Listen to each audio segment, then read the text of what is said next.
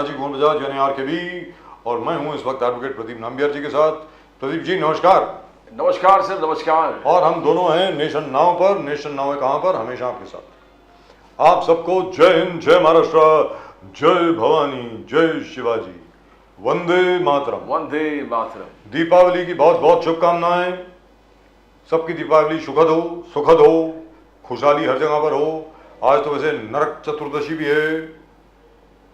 ये कहा जाता है कि उस वक्त आप जो भी पूजा करें, पाठ करें, मंत्र करें, जाप करें, यज्ञ करें, कुछ भी करें, हर चीज की पुष्टि हो जाती है, पूर्ति हो जाती है, ऐसा कहा जाता है। आसाराम बाबू तो कहते हैं, अब पता नहीं। लेकिन एक चीज जरूर है, दीपावली के उत्सव पर पूरा देश एक हो जाता है। हर जगह से बेस्ट विशेष आती हैं। मतलब कि प्रदीप जी, जिन लोगों से आपने बात भी नहीं करी होती पूरे साल में, वो भी आपको बेस्ट विशेष भेजते हैं। Exactly sir. हैप्पी दिवाली हर एक को। बिल्कुल बिल्कुल। तो happy Diwali. I hope this will be indeed a very happy Diwali. Happy Diwali. बिल्कुल बिल्कुल। और भारत को, पूरी दुनिया को हैप्पीनेस की बहुत जरूरत है। भाई हमारी तो एक ही विश है, वेरी फ्रैंकली स्पीकिंग, मेरी खुद की, मैं अपनी अगर मैं बात करूं तो मेरे दिल के अंदर तो सिर्फ एक ही जिज्ञासा है कि किसी भी तरीके से जो हमारे 8 नेवल ऑफिसर्स कतर ने जिनको मृत्युदंड दिया है, उनको माफी मिल जाए और वो भारत आ जाए, सुरक्षित स्वदेश लौट आए। मैं तो सिर्फ इसी बात की प्रार्थना करता हूँ। यस बिल्कुल बिल्कुल, absolutely. We need to take care of our officers. They have, जो भी है, they have served the Indian army, the Indian military. Yes. Even though from the Navy, it's a part of the entire military establishment. And the government, and today we are a superpower. We are a power that can talk, dictate terms. So we should use our bilateral relationship and multilateral relationships across the world to see that our officers come out. Because definitely they're not spies. They have been caught in some web and web of It's a conspiracy. Conspiracy. It's a conspiracy. So we need to see that they are safe back, and as you said, we have a relationship with Qatar which says that the punishment there can be taken here also. So the thing should work out, and we hope it is working out, because we have not heard much adverse reports about what happened to the officer after that. So probably our External Affairs Ministry has worked out very well and things are under control. I hope so. I really and truly hope so. Bilkul sir. I hope it happens. Well, at the moment with us from the BJP, you were saying something? Sorry. No, yes, you can go ahead. Yeah. At the moment with us from the BJP, our very old, very dear friend, Mr. Ali Daruwala from Pune. Daruwala sahab, namaskar. Good evening, Rajiv sir. Good evening, Pradeep sir. Happy Diwali to you. Sir, happy Diwali to you. From the entire staff here at Nation Now. Happy Diwali to you. To you, to your entire family, to all your friends, and to all your girlfriends. Daruwala sahab. Thank you, Rajiv sir and Pradeep sir. Daruwala sahab, ये बताएं, आज की तारीख में 2 या 3 चीजें हुई हैं. There are 2 or 3 things which have happened. A, there seems to be a conspiracy against Mr. Devendra Fadnavis. People from everywhere, all sorts of people are trying to undermine his achievements, and very conveniently in this reservation imbroglio, they've forgotten that he is the only chief minister who was actually able to grant reservation to Marathas, which was upheld by the Bombay High Court. You know, and the amount of sincerity he has shown, the sacrifice that he has made. I mean, how can you ignore that? And we have people today who are talking all sorts of nonsense with regard to Mr. Devendra Fadnavis, which is terrible. Daruwala sahab, please. Can you hear me, sir? Yeah, your voice had gone in between. Now can you hear me? Now can you hear me, sir? Perfectly right, sir. Right. So what I'm saying is, Mr. Devendra Fadnavis happens to be the only chief minister in Maharashtra who was able to grant reservations to Marathas, which was upheld by the Bombay High Court. No other chief minister has succeeded in doing that. Can you hear me now, sir? Yeah, perfectly all right, sir. Right. So why are people out to undermine him? Mr. Daruwala. Yeah, am I audible to you, Pradeep sir, Rajiv sir? Yes, You are very audible, sir. very much. Please go ahead. Yeah, yeah. This conspiracy which has been hacked against our ex-chief minister and the now deputy CM Devendra Fadnavis ji is the only example, a living example, the prominence and the good work done by him, and that they say he's going to steal the limelight, and the reservation embargo that is happening in Maharashtra is going to be settled sooner than expected. Now, as you see what happened, the development that has happened in Maharashtra, that the Jarange Patil, who sat on the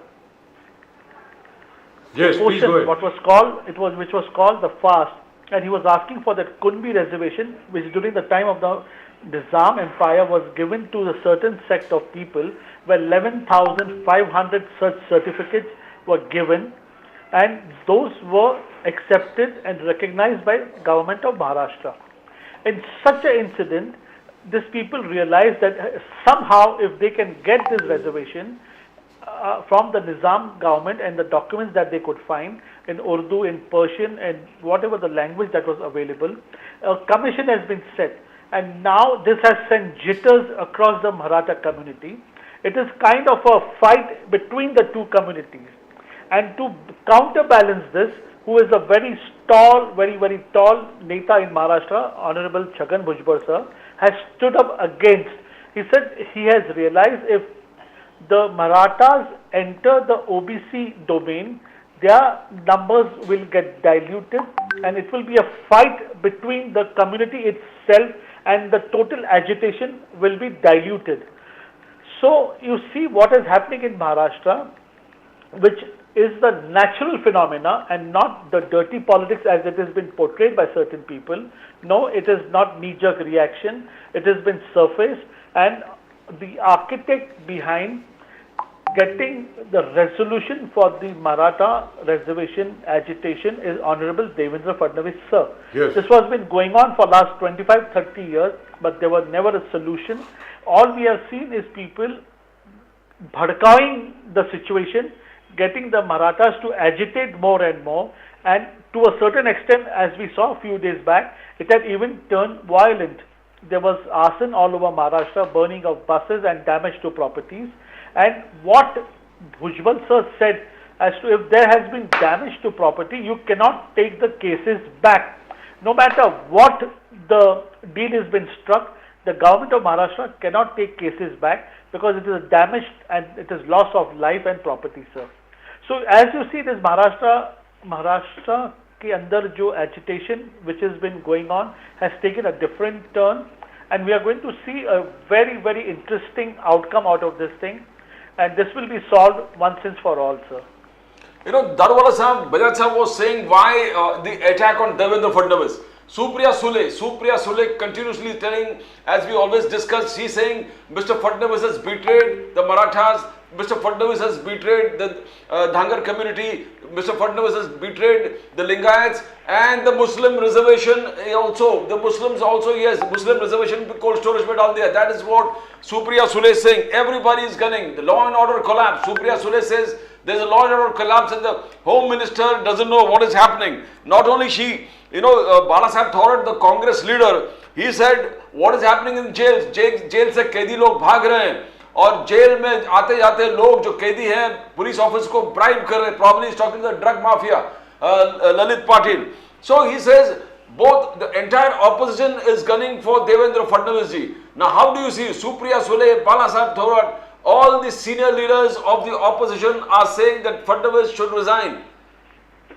Darwala Sahab. Pradeep sir, setting the record right, if you allow me to elaborate Yes. on this particular what Supriya Sule has said, I am saying she is diverting the attention. In fact, rather than appreciating what Honorable Devendra Fadnavis ji has done, I am the witness to what Honorable Devendra Fadnavis ji said. Coming on the drug mafia case, I would want you to listen very carefully, sir. The convict who had escaped, Lalit Patil, within 10 days, he was apprehended. The culprits in that involved were the Shri Seva Bank people in Pimpri. I myself have asked for an inquiry in that scam. The money rooted in the bang in Pimpri Chinchwad through Amar Mulchandani, his driver, Vinay Arana, and Sagar Suryavanshi. Trains have been established. I myself have given a letter of inquiry to Honorable Devendra Fadnavis ji, and everything, as he said, दूध का दूध, पानी का पानी, सब चीज सामने आने वाला है. Heads are going to roll. CID, Crime Branch and Enforcement Directorate is going to work on this. Today, I want to update the national television, the OTT platform, that the Dean of Sassoon Hospital, the doctor who was treating Lalit Patil, have been suspended and heads are going to roll. Honorable Devendra Fadnavis ji was very clear and he did not mince with words. He said lots of people are going to be exposed, and the first person who is going to be exposed is the person who was sitting silent in the Congress regime, Amar Mulchandani, and I'm not mincing with my words. You will see trails of people going behind bars, sir. I hope that happens. I really hope that happens. 100%. I assure you on this channel, and I have asked for an inquiry myself with the Honorable Deputy Chief Minister of Maharashtra. Because as far as these guys are concerned, they're connected to a lot of people in Mumbai as well. We've been working No matter, on this sir, for a long time. no matter, yeah, you are very well what you said. The connection, the whatever they're trying to do, including a gentleman, respect. including a gentleman who has just recently got bail. Correct. I am very aware of what you're saying. I don't want to give names because it's a sub judice matter. Yes. But this connection is not going to be of any use. This is Devendra Fadnavis in Bharatiya Janata Party. We do what we say. And on this same platform, these names that I took, right from Pimpri, Chinchwad, Pune to Bombay, everybody will be behind jail, sir. Wonderful. Now that is number one. Number two. This is the opposition. Well, one second, sir. This is the opposition. Opposition is expected to say things against the most powerful politician in Maharashtra today. Let's be very clear. Today, the entire government is being held together by the astuteness and wisdom of Mr. Devendra Fadnavis. There is no doubt on that. But what about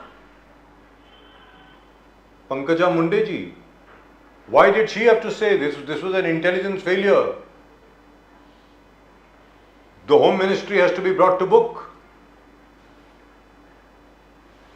Sir, yes, sir. I will agree. See, I don't just totally and blanketly block and defend for the sake of defending. Yes, we are, while running a department, we do make mistakes. Mistakes do happen, but we are the government who accepts and we rectify. If in this Lalit Patil case, if there are more things that will be unearthed, believe me, I will be on the same platform, and I am assuring you, these people will not be spared. Sir, we are talking about the violence which took place in Bid. She was talking not about Lalit Patil, but about the violence which took place in Bid. Sir. Sir, this agitation, I'll tell you again, is a mastermind. It is mastermind by very, very senior Fox, who has been doing this for last 20-25 years. Very cleverly, very conveniently, when it suits them, they bring it up. But let me not get into it. Let me get into the results and what solution we can come up. And this solution, the first time that we ever got solution was in the regime when Honorable Devendra Fadnavis ji was the Chief Minister. You are witness to that, sir. Yes. In the court, we could sustain the argument, and thereon it has gone, and it will lead to the courts, and the courts are going to give the most fair decision. Sir, in Ram Mandir, the decision which was not sorted for last 50 years, it was kept pending for their convenience. As you said, this government, the past government, only used things for their convenience. They kept people poor for their convenience. Likewise, this Maratha reservation thing, which I personally believe this reservation is total waste of time. They have kept it for their convenience. It is the educated, when they realize, they see how they have wasted, loss of life. What has happened in Bid is sheer nonsense and waste of time. Well, it has happened. It needs to be tackled. It is not lack of intelligence. It is the instigation of the opposition which has led to this, sir. Darwala Sahab, Narendra Modi Sahab ने कल कहा कि I have strengthened the MSMEs. MSMEs को मैंने मजबूत कर दिया है. And after I did that, we have generated huge employment. He says, look at the amount of 15 crore के आसपास 15 crore हमने employment generate किया है. और उसमें 3.4 crores are women employment that has been generated. That is what Narendra Modi, the Prime Minister, says. But and Congress campaign has been unleashed on Narendra Modi ji and the BJP government by Rahul Gandhi and Priyanka Gandhi. और उन्होंने campaign चालू कर दिया है। आपने ये क्यों किया? आपने फार्म लॉज लेके आए और फार्म लॉज आपने खुद विड्रॉ किया। आपने जीएसटी लेके आए, वन नेशन वन टैक्स आप कह रहे हो। You destroy the small businesses, you destroy the MSMEs. Demonetisation exercise, you destroy the small business, destroy the MSMEs. 2000 rupees note आप लेके आए थे और आप ही के कार्यकाल में उसको वापस कर दिया है। Here Prime Minister talks about creating 15 crore jobs, employment, and here Rahul Gandhi, Priyanka Gandhi says everything that he did, आपने क्यों किया? दारूवाला साहब। Pradeep sir, answering to your question straight, I am really amused. They are stuck to that figure 2 lakh jobs.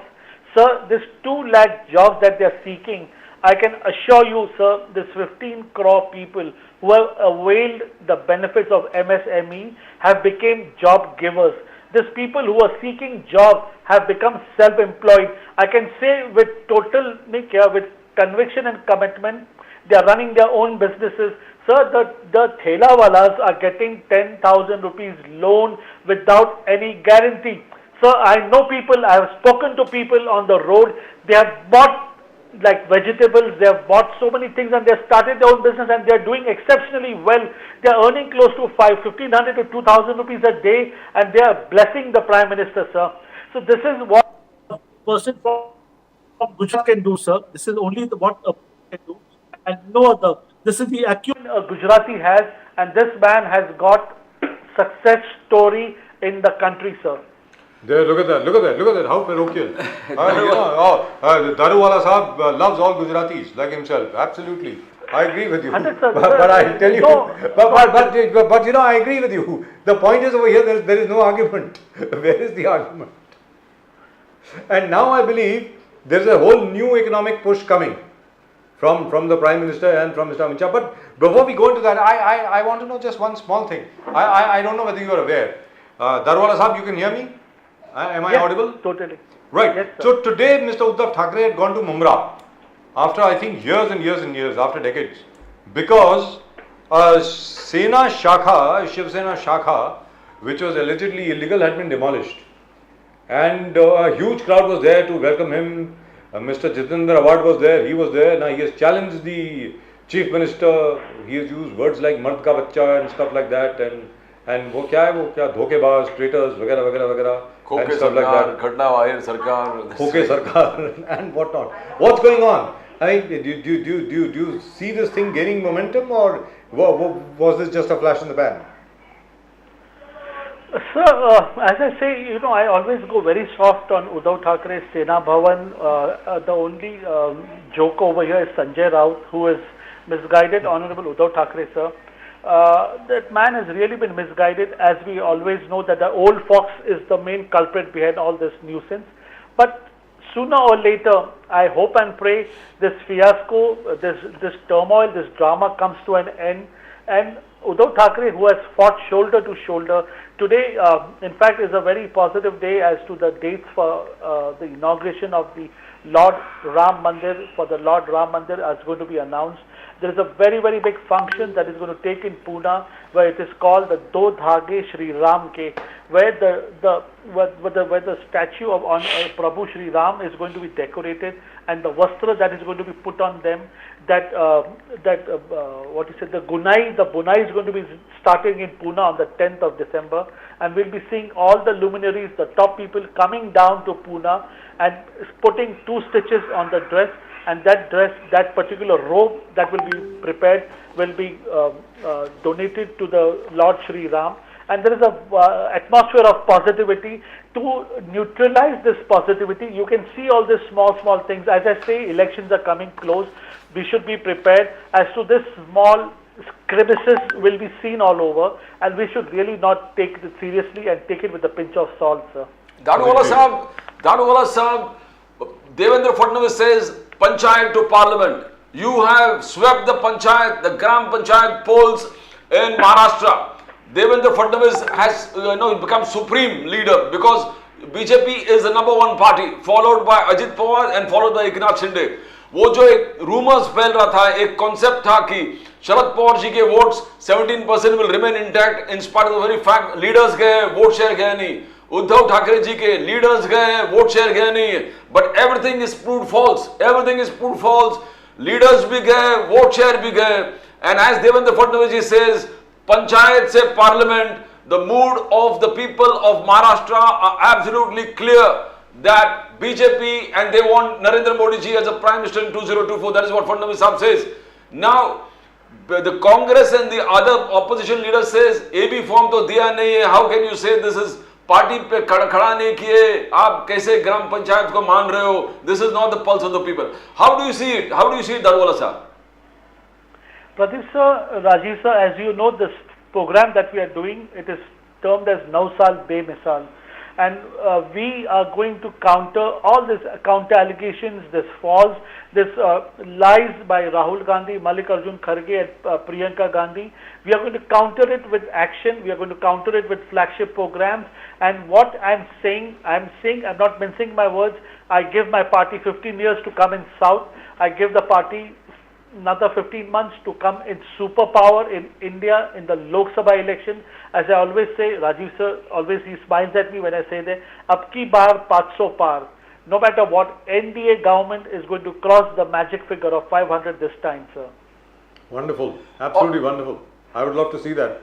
Dadwala sahab, I'll be the happiest. I'll be the happiest person in the world if that really happens.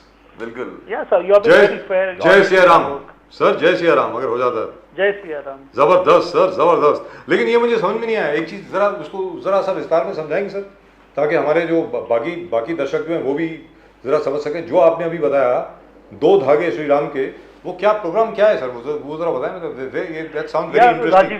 Rajiv sir, Pradeep sir, actually I am not the right forum to be introducing this, but yes, as a being part of it, there is this very serious RSS functionary called Anaga in Pune. She runs a ashram in Kothur, where we are going to make the robe for Lord Shri Ram. As I always been saying, and I've been very positive on this Ram Mandir issue. I've done so many debates. We have been working on it for last 5 to 10 years with the chief of the RSS and the very major functionaries. We want Jan Bhagidari. The Prime Minister and the think tank always think that every common people like you, me, Rajiv sir, Pradeep sir, should be part of the success story of this country.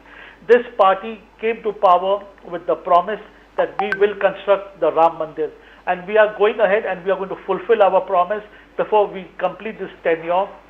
The robe in which Lord Shri Ram will be decorated is being made in Pune, and that Abhiyan is called Do Dhage Prabhu Shri Ram Ke.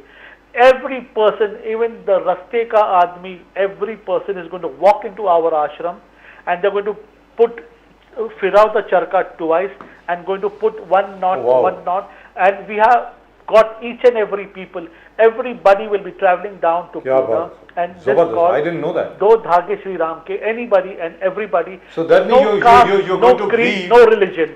that And I, means being the a entire Muslim, robe I'm is part going of to be this woven. campaigning. Wow, congratulations sir. Sir, you are blessed. मतलब के the entire robe which is going to be worn by Ramlala in Ayodhya when the Pran Pratishtha Puja takes place, Yes, that sir. robe would have been woven by all the common people all around. Yes, sir. Yes, Wow. sir. क्या बात है sir? क्या बात Yes, है? sir. So Fantastic. this is called Jan Bhagidari. This is Jan really, Manas, this is really wonderful. Yeah.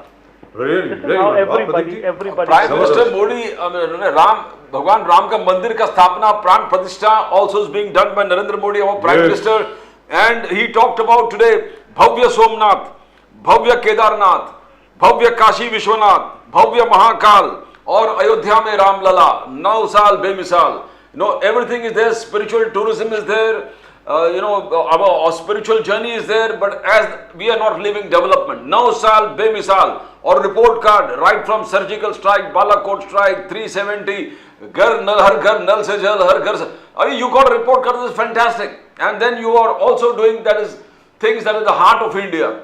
Prime Minister Modi has tweeted this today. BJP has been raising this in the social media. So you believe that these things go together for BJP? They can't leave the hardline stand, and they shouldn't. So, Pradeep sir, I beg to differ over here. This is not called the hardline stand. Sir, it is the population, it is the connect, it is the sentiment. As we talk, you can get goosebumps in your body. 80% of this population in this country is going to get its Kaaba. For us, it is the Mecca where our Kaaba is. Where is the Kaaba for the Hindus? It is going to come up. As I say, this man has given his word. Our party has supported him, and we are going to fulfill our dream. And the Kaaba for the Hindus is coming up in Ayodhya, and it is happening in none other but in the era of Narendra Modi. Isn't it so great? Everybody has worked towards it, and towards the fag end of 10 years, we are going to fulfill our promise, our dream, and it is not the dream of the party, it is dream of each and every citizen of this country. So when the Supreme Court verdict came, even the Muslims accepted it with grace. There was not a single stone pelting in country. It was the way we went and explained to the people, sir, we need to do this. This is where the Bhagwan Shri Ram has come to Janam, and this is where his mandir needs to be there. There's just a handful of troublemongers, and we know from which party they come and how this has always been used for their benefit. But over here, we did not mince with our words, and we are delivering what we have given in our manifesto. Well, this is a larger promise than our manifesto. It is our sentiments attached to it, sir. Sir, दो चीज़ें तो हो गई manifesto की. ये तो माशाल्लाह ज़बरदस्त हो ही गया. मतलब मैनिफेस्टो में 3 चीज़ें थी. आरएसएस के ज़माने से, भारतीय जनसंघ के ज़माने से, पता नहीं आपको याद है कि नहीं. You are a very young man. I don't know whether you remember. I do. Bharatiya Jana Sangh के हर मैनिफेस्टो में, which was carried over by the BJP, ये 3 चीजें हमेशा हुआ करती थी. 3 चीजें थी. नंबर 1, रिपील ऑफ आर्टिकल 370, वो आपने कर दिया. कंस्ट्रक्शन ऑफ श्री राम मंदिर एट अयोध्या, वो भी हो गया. And number 3 was the uniform civil code. तो वो कब आएगा सर? वो भी आने वाला है क्या? Sir, Uniform Civil Code is almost in its preparation. It's in the pipeline. You will be. I won't be surprised if it's been tabled in the winter session. अरे वाह, but Uniform lovely. Civil Code. Yes, the Uniform Civil Code is not only going to be tabled, it's going to become law very soon. And the most, it's so surprising, the community which was scared has been totally kept out of it, sir. Muslims need not worry for Uniform Civil Code. They have been governed under Muslim personal law, and it has got nothing to do with Uniform Civil Code. This code is, as in Portuguese, as you see, they have been kept out of it. Minority has been kept out of it, and there is no hurdle, and there is going to be no lacunas left in this.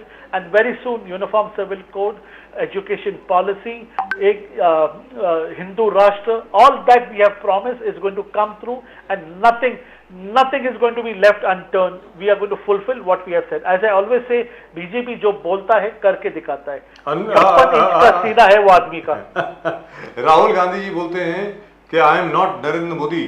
Whatever I promise, I fulfill. That's what he says. So sweet. He accepts what he is. Darwala Sahib, the Prime Minister Modi himself said that we have done justice for the OBCs, to the OBCs. He says the BJP elected me as a Prime Minister, I am an OBC. He went on to say that 27 ministers in the cabinets and union cabinet are OBCs. 85 MPs are OBCs, 365 MLAs are OBCs, 65 Vidhan Parishad MLCs are OBCs. Now that is what he says, we practice what we preach. And woman reservation, नारी शक्ति बंधन अधिनियम भी 27 साल लोग सोचते रहे. हमने 2 साल में दोनों सेक्शंस लोकसभा राज्यसभा क्लियर कर दिया उसको. Rahul Gandhi says, I have been screaming that justice should be done to 84%. That is OBCs plus SC, scheduled tribe. Rahul Gandhi says, when I say empower the biggest section of the society, Prime Minister says सबसे बड़ा section गरीब का है और गरीबों के लिए मैं सब कुछ करूंगा. कभी गरीब के बारे में बात करते हैं प्राइम मिनिस्टर और कभी बोलते हैं कि मैं ओबीसी हूं, place the OBC politics. Now how do you see the Rahul Gandhi statement, Daruwalla साहब? Sir, this is answering straight to what Rahul Gandhi played, the gimmick, what he played, that divisive card of OBC. He said, yes, it's because of the OBC reservation, I got a chance, I was fulfilled, and we have given representation. But on the other side, if you ask for reservation, he is a very strong believer. So am I, a great disciple of what my Prime Minister says. There is no reservation. There are only 2 classes in this country, and I never mince with my words. One is the have and the have not. the have-not number, the have-not proportion in this country is 80 to 85%, sir, and the people who have is 10 to 15%. And I feel, and my Prime Minister is too on the same wavelength. He says, I am working for the have-not, और ये सरकार गरीबों की सरकार है. ये सरकार का जो मुद्दा है, जो have-not है, उनका ये इंडिया के रिसोर्सेज पे अधिकार तुम और हमसे ज्यादा है, और इसके लिए मैं काम करूंगा और इनके लिए मैं मेरा जीवन समर्पण करूंगा, which I totally endorse, and not for reservation, OBC, BC, totally waste of time, sir. Anyway, that's my personal take and not my party's take, sir. And just like it is your personal view that Uddhav Thackeray ji should return to the Indian fold. 100%. Adil Darwala Sahab, it's always a great pleasure. It is always a great pleasure talking to you and listening to your insights. Your analysis is usually very, very incisive. One may or may not agree with you, but one can't help admiring your sincerity and the fact that you do not mince your words. Darwala Sahab, thank you very much for joining us, and very happy Diwali to you again. Thank you, Pradeep sir. Rajesh And his sir, God profound bless you. love for the Prime Minister. Narendra Modi ji ke liye hum, khade hai ekdam, whatever he says. Darwala Sahab. Ali Darwala That Sahab, works. Yeah. namaskar. Happy Diwali Thank again. you. Diwali Jai बहुत Hind, बहुत Jai शुभकामनाएं. Maharashtra, Vande Mataram. Vande Mataram. Vande Mataram. That was nice. I didn't know what is Do Dhage Shri Ram ke. I didn't know. Did you know about it? I didn't know. Sir वो चल ही रहा है. जनवरी 22 से पहले पूरे देश से अलग अलग चीज निकल के आ रहा है. There's a whole campaign. In fact, they want to paint the whole country on Hindutva lines. Right. Let's ask our friend, Mr. Raju Vagmare, who is joining us now after a long time. Vagmare Sahab, namaskar. Namaste, sir. Jai Hind, sir. Jai Hind. Happy Diwali, sir. Happy Diwali to you, your family, and all the spectators of News Nation. Thank you very much, sir. Nation now, sir. Nation now. Nation now, sorry, Nation now. So, Vagmare Sahab, अभी पूना में एक programme चल रहा है दो धागे श्री राम के. वो जो चादर पहनेंगे श्री राम अयोध्या में, उसकी जो बुनाई है वो सारी दुनिया करेगी आकर के. दो स्टिचेस लोग लगा कर करेंगे. इसी तरीके से अलग अलग प्रोग्राम हो रहे हैं अलग अलग मंदिर में पूरे हिंदुस्तान में. जैसे एक ज़माने में वो खड़ाऊ यात्रा हुई थी, फिर उसके बाद वो क्या है वो ईंटों की यात्रा हुई थी, 1-1 रुपए की ईंट बनाई गई थी वगैरह वगैरह. लगता है बीजेपी दोबारा मतलब वापस श्री राम की तरफ जा रही है, राम की शरण में. राम की शरण में तो हम लोग सभी हैं, but what do you think sir? Sir, actually speaking, अगर आप देखते हो तो ये सब पॉलिटिकल गिमिक है. राम जी की श्रद्धा और राम जी के प्रति श्रद्धा हर एक की है, लेकिन ये सब अभी नाटक, क्योंकि अभी चुनाव आ रहे हैं, इसीलिए दो धागे राम के हर एक चीज पूरे देश में बात करना और सबको पोलराइज वोटिंग के लिए करना, ये बीजेपी का काम हो रहा है और ये पॉलिटिकली वर्क है. इसमें ना राम जी के प्रति इनके मन में श्रद्धा है, ना राम जी के प्रति इनके मन में आस्था है. ये सिर्फ और सिर्फ ये जानते हैं कि राम जी के नाम के ऊपर हिंदुओं को कैसे पोलराइज करे, उनको एक तरफ कैसे लेके आए और इस देश को डिवाइड करके वोटिंग के सिलसिले में किस तरीके से हम काम करें. इसके लिए ये लोग भगवान को भी नहीं छोड़ते.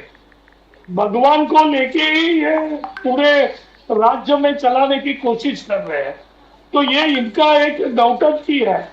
राम जी के नाम के ऊपर आस्था के नाम का इन्होंने बाजार बांध दिया है और भगवान को रास्ते पे लेके आने का काम अगर किसने किया रहेगा तो ये भाजपा ने किया है.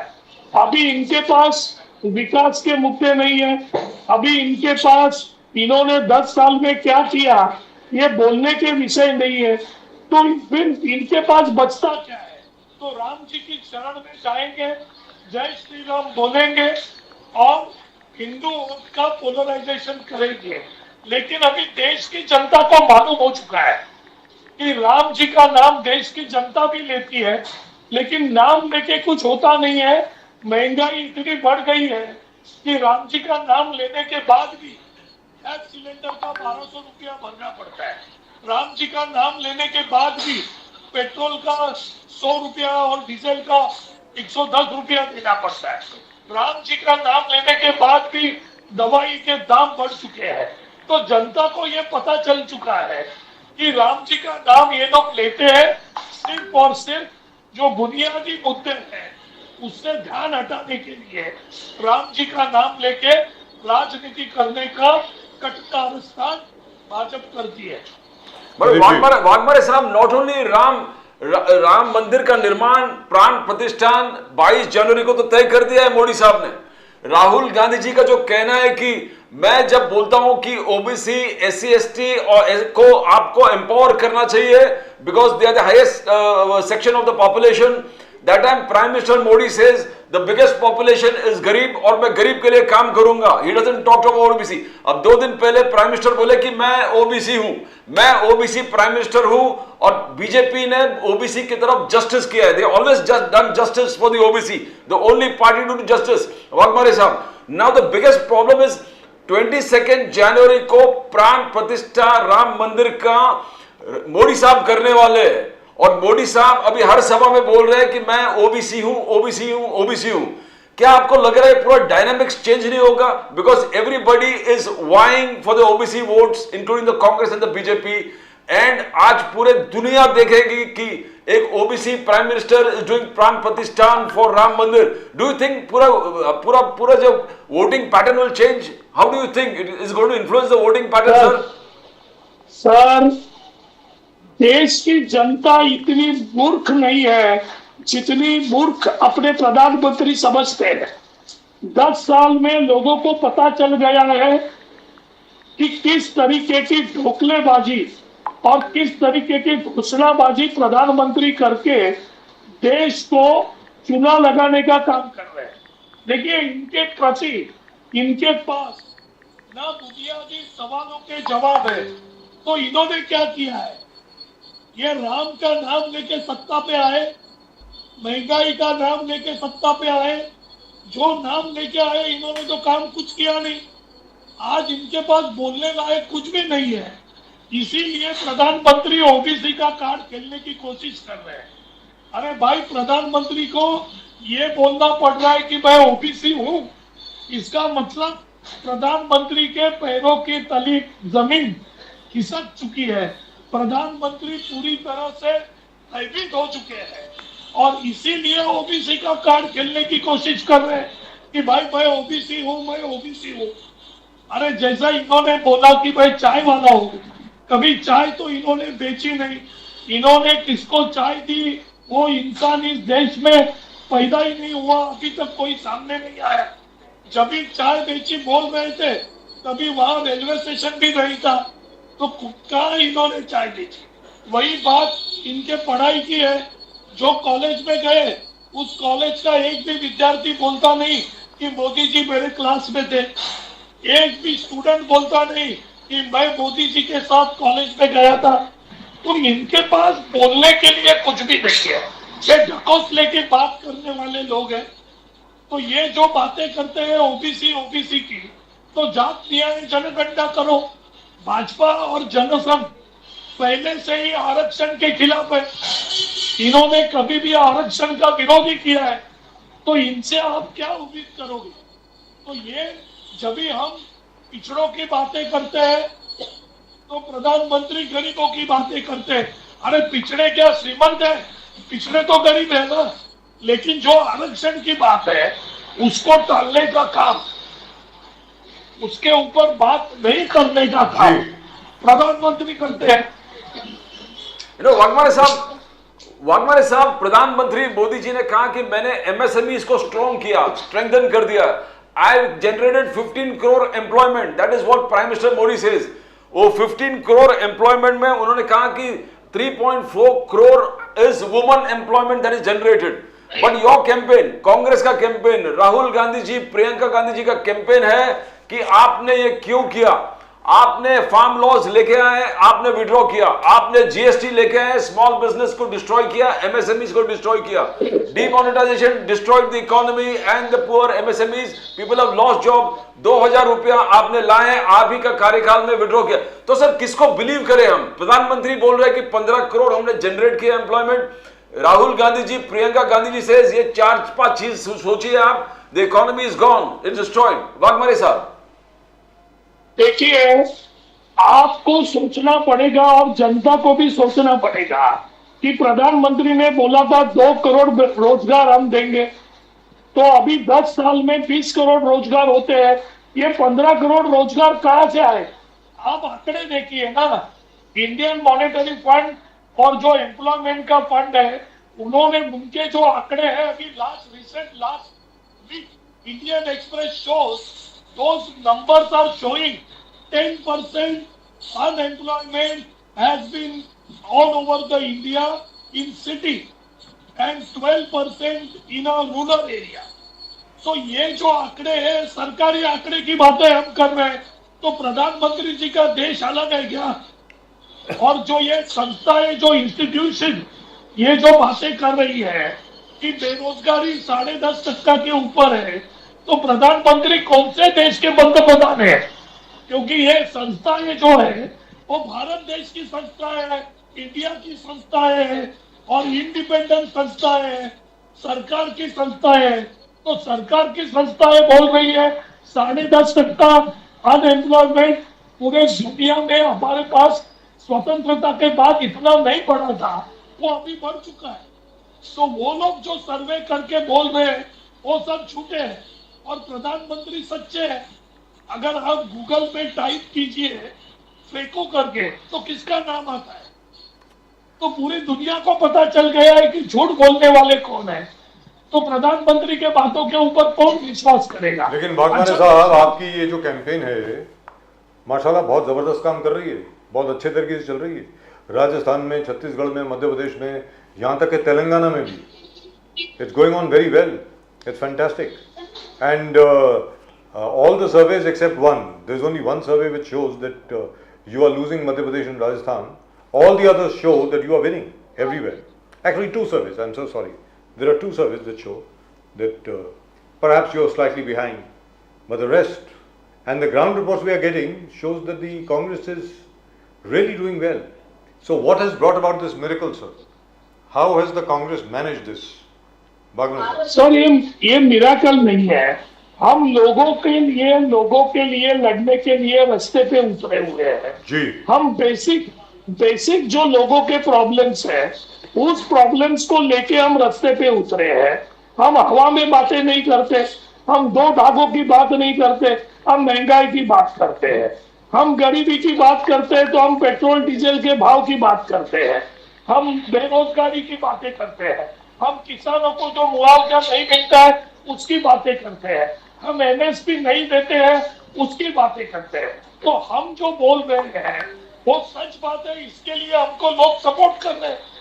ये जो इकोनॉमी की बात प्रधानमंत्री और भाजपा कर रही है, ये इकोनॉमी किसके लिए है और किसके बारे में है? आज दिवाली का मौसम है, मैं बंबई में रहता हूँ। बंबई का जो दिवाली का एक त्योहार का जो एक स्टेटस रहता है वो बहुत ऊंचा रहता है।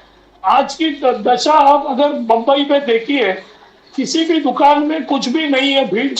अगर आपको भीड़ दिखाई दिए तो रोड के ऊपर जो सस्ते में कुछ बेचते हैं उसके लिए हर दुकानदार, हर व्यापारी ये बता रहा है कि ए टाइम का दिवाली जो है वो पूरी तरह से बर्बाद हो चुके हैं। महंगाई की वजह से कोई भी कुछ खरीदने के लिए तैयार नहीं है। तो हम तो वास्तविकता और सत्यता के ऊपर बात करते हैं। हम सत्यता की बात करके बोल रहे हैं कि जात न्याय जनगणना होनी चाहिए। हम सत्यता के ऊपर बात करके बोलते हैं कि अदानी के लिए पूरा देश अदानी के पास बेचो मत। तो इस सत्यता की जो बातें हम करते हैं उसी लिए लोग आज हमारे पास है, नहीं तो लोग हमारे पास क्यों आते थे? ना हमारे पास उतना पैसा है जितना भाजपा खर्चा कर रही है। आपके इंफॉर्मेशन के लिए बताता हूँ, हमारे महाराष्ट्र में हर एक मतदाताओं को कम से कम 200-250 रुपये का बॉक्स मिठाई का भाजपा के कार्यकर्ताओं ने उनके घर घर पहुंचाया। अभी ये इतना पैसा कहां से आया भाई?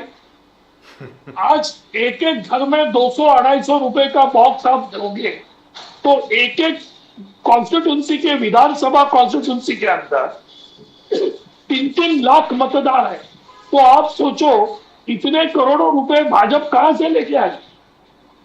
क्या करते हैं ये? सर हलवाई की दुकान होगी उनके पास। अरे सर हलवाई को भी परवड़ेगा नहीं, हलवाई को भी परवड़ेगा नहीं, ऐसी हालत है। तो ये क्या इनका भ्रष्टाचार, इनके पैसों का खेल दुनिया को और जनता को मालूम हो चुका है। इसीलिए जनता ये सोच में पूरी तरह से कांग्रेस के साथ। और एक दूसरी चीज है सर, वाघमने साहब, we have discussed this earlier, but since you have come after a long time, I really would like your opinion on this. Sir चुनाव के एकदम पहले, चुनाव का अभी शुरू हो गया है, छत्तीसगढ़ में चुनाव हो गए, उसके एकदम पहले सरकारी एजेंसियों के नोटिस गए हैं राजस्थान के मुख्यमंत्री आदरणीय सम्माननीय अशोक गहलोत जी के सुपुत्र को, राजस्थान प्रदेश कांग्रेस कमेटी के जो प्रेसिडेंट हैं उनको, जनाब छत्तीसगढ़ के जो मुख्यमंत्री हैं भूपेश बघेल साहब को। सर ये क्या हो रहा है चुनाव के पहले? मतलब मेरी समझ के बारे में सर ये कुछ भी नहीं है। अभी क्या है कि ये लोग हार गए, तो हारने के टाइम आदमी कुछ भी करता है। तो ये उनका ये आदत है कि भाई इंस्टीट्यूट को अपने साथ में ले लो, डरा धमका के कुछ सीटें अगर अपने को मिल सकती है तो उसका एडजस्टमेंट करो, और इसीलिए ये काम करते हैं। अभी छत्तीसगढ़ के मुख्यमंत्री को जब भी चुनाव का समय है, चुनाव के समय केंद्र सरकार की पुलिस रहती है और चुनाव आयोग के हाथ में पूरा कारोबार रहता है, तो इनके हाथ में ही कारोबार हो गया। चुनाव आयोग तो मोदी जी के घर की संस्था है, तो इनकी संस्था होने के बावजूद 508 करोड़ छत्तीसगढ़ में कहां से आते हैं वो इनको बताना पड़ेगा। दूसरी बात, महादेव ऐप के बारे में इतना टाइम से बातचीत चालू है, तो महादेव ऐप इन्होंने अभी बंद कर दिया, इसके पहले क्यों नहीं बंद किया? तीसरी बात, जो नोटिस बघेल साहब को दिया, ईडी ने बताया किसी को पकड़ के, अभी मुझे पकड़ा और मैंने बोला कि ये पैसा मोदी जी का है, तो आप क्या मान लोगे और मोदी जी को कटघरे में खड़े करोगे? ये ऐसी बचपने जैसी हरकतें भाजपा कर रही है। लोग हंस रहे हैं रोड के ऊपर, और लोगों को ये पता चल गया है कि अभी मोदी जी हार रहे हैं, इसीलिए इस तरीके का तिकड़मबाजी कर रहे हैं और एजेंसी को साथ में लेके दबाव बनाने की कोशिश कर रहे हैं। वाघमारे साहब, द ग्राम पंचायत इलेक्शन, देवेंद्र फडणवीस जी का कहना है कि दुख, this is the mood of the people. लोग सोच रहे हैं कि मोदी साहब को 2024 महाराष्ट्र ग्राम पंचायत इलेक्शंस में BJP has turn the number 1 party, followed by Ajit Pawar ji, then the Eknath Shinde जी।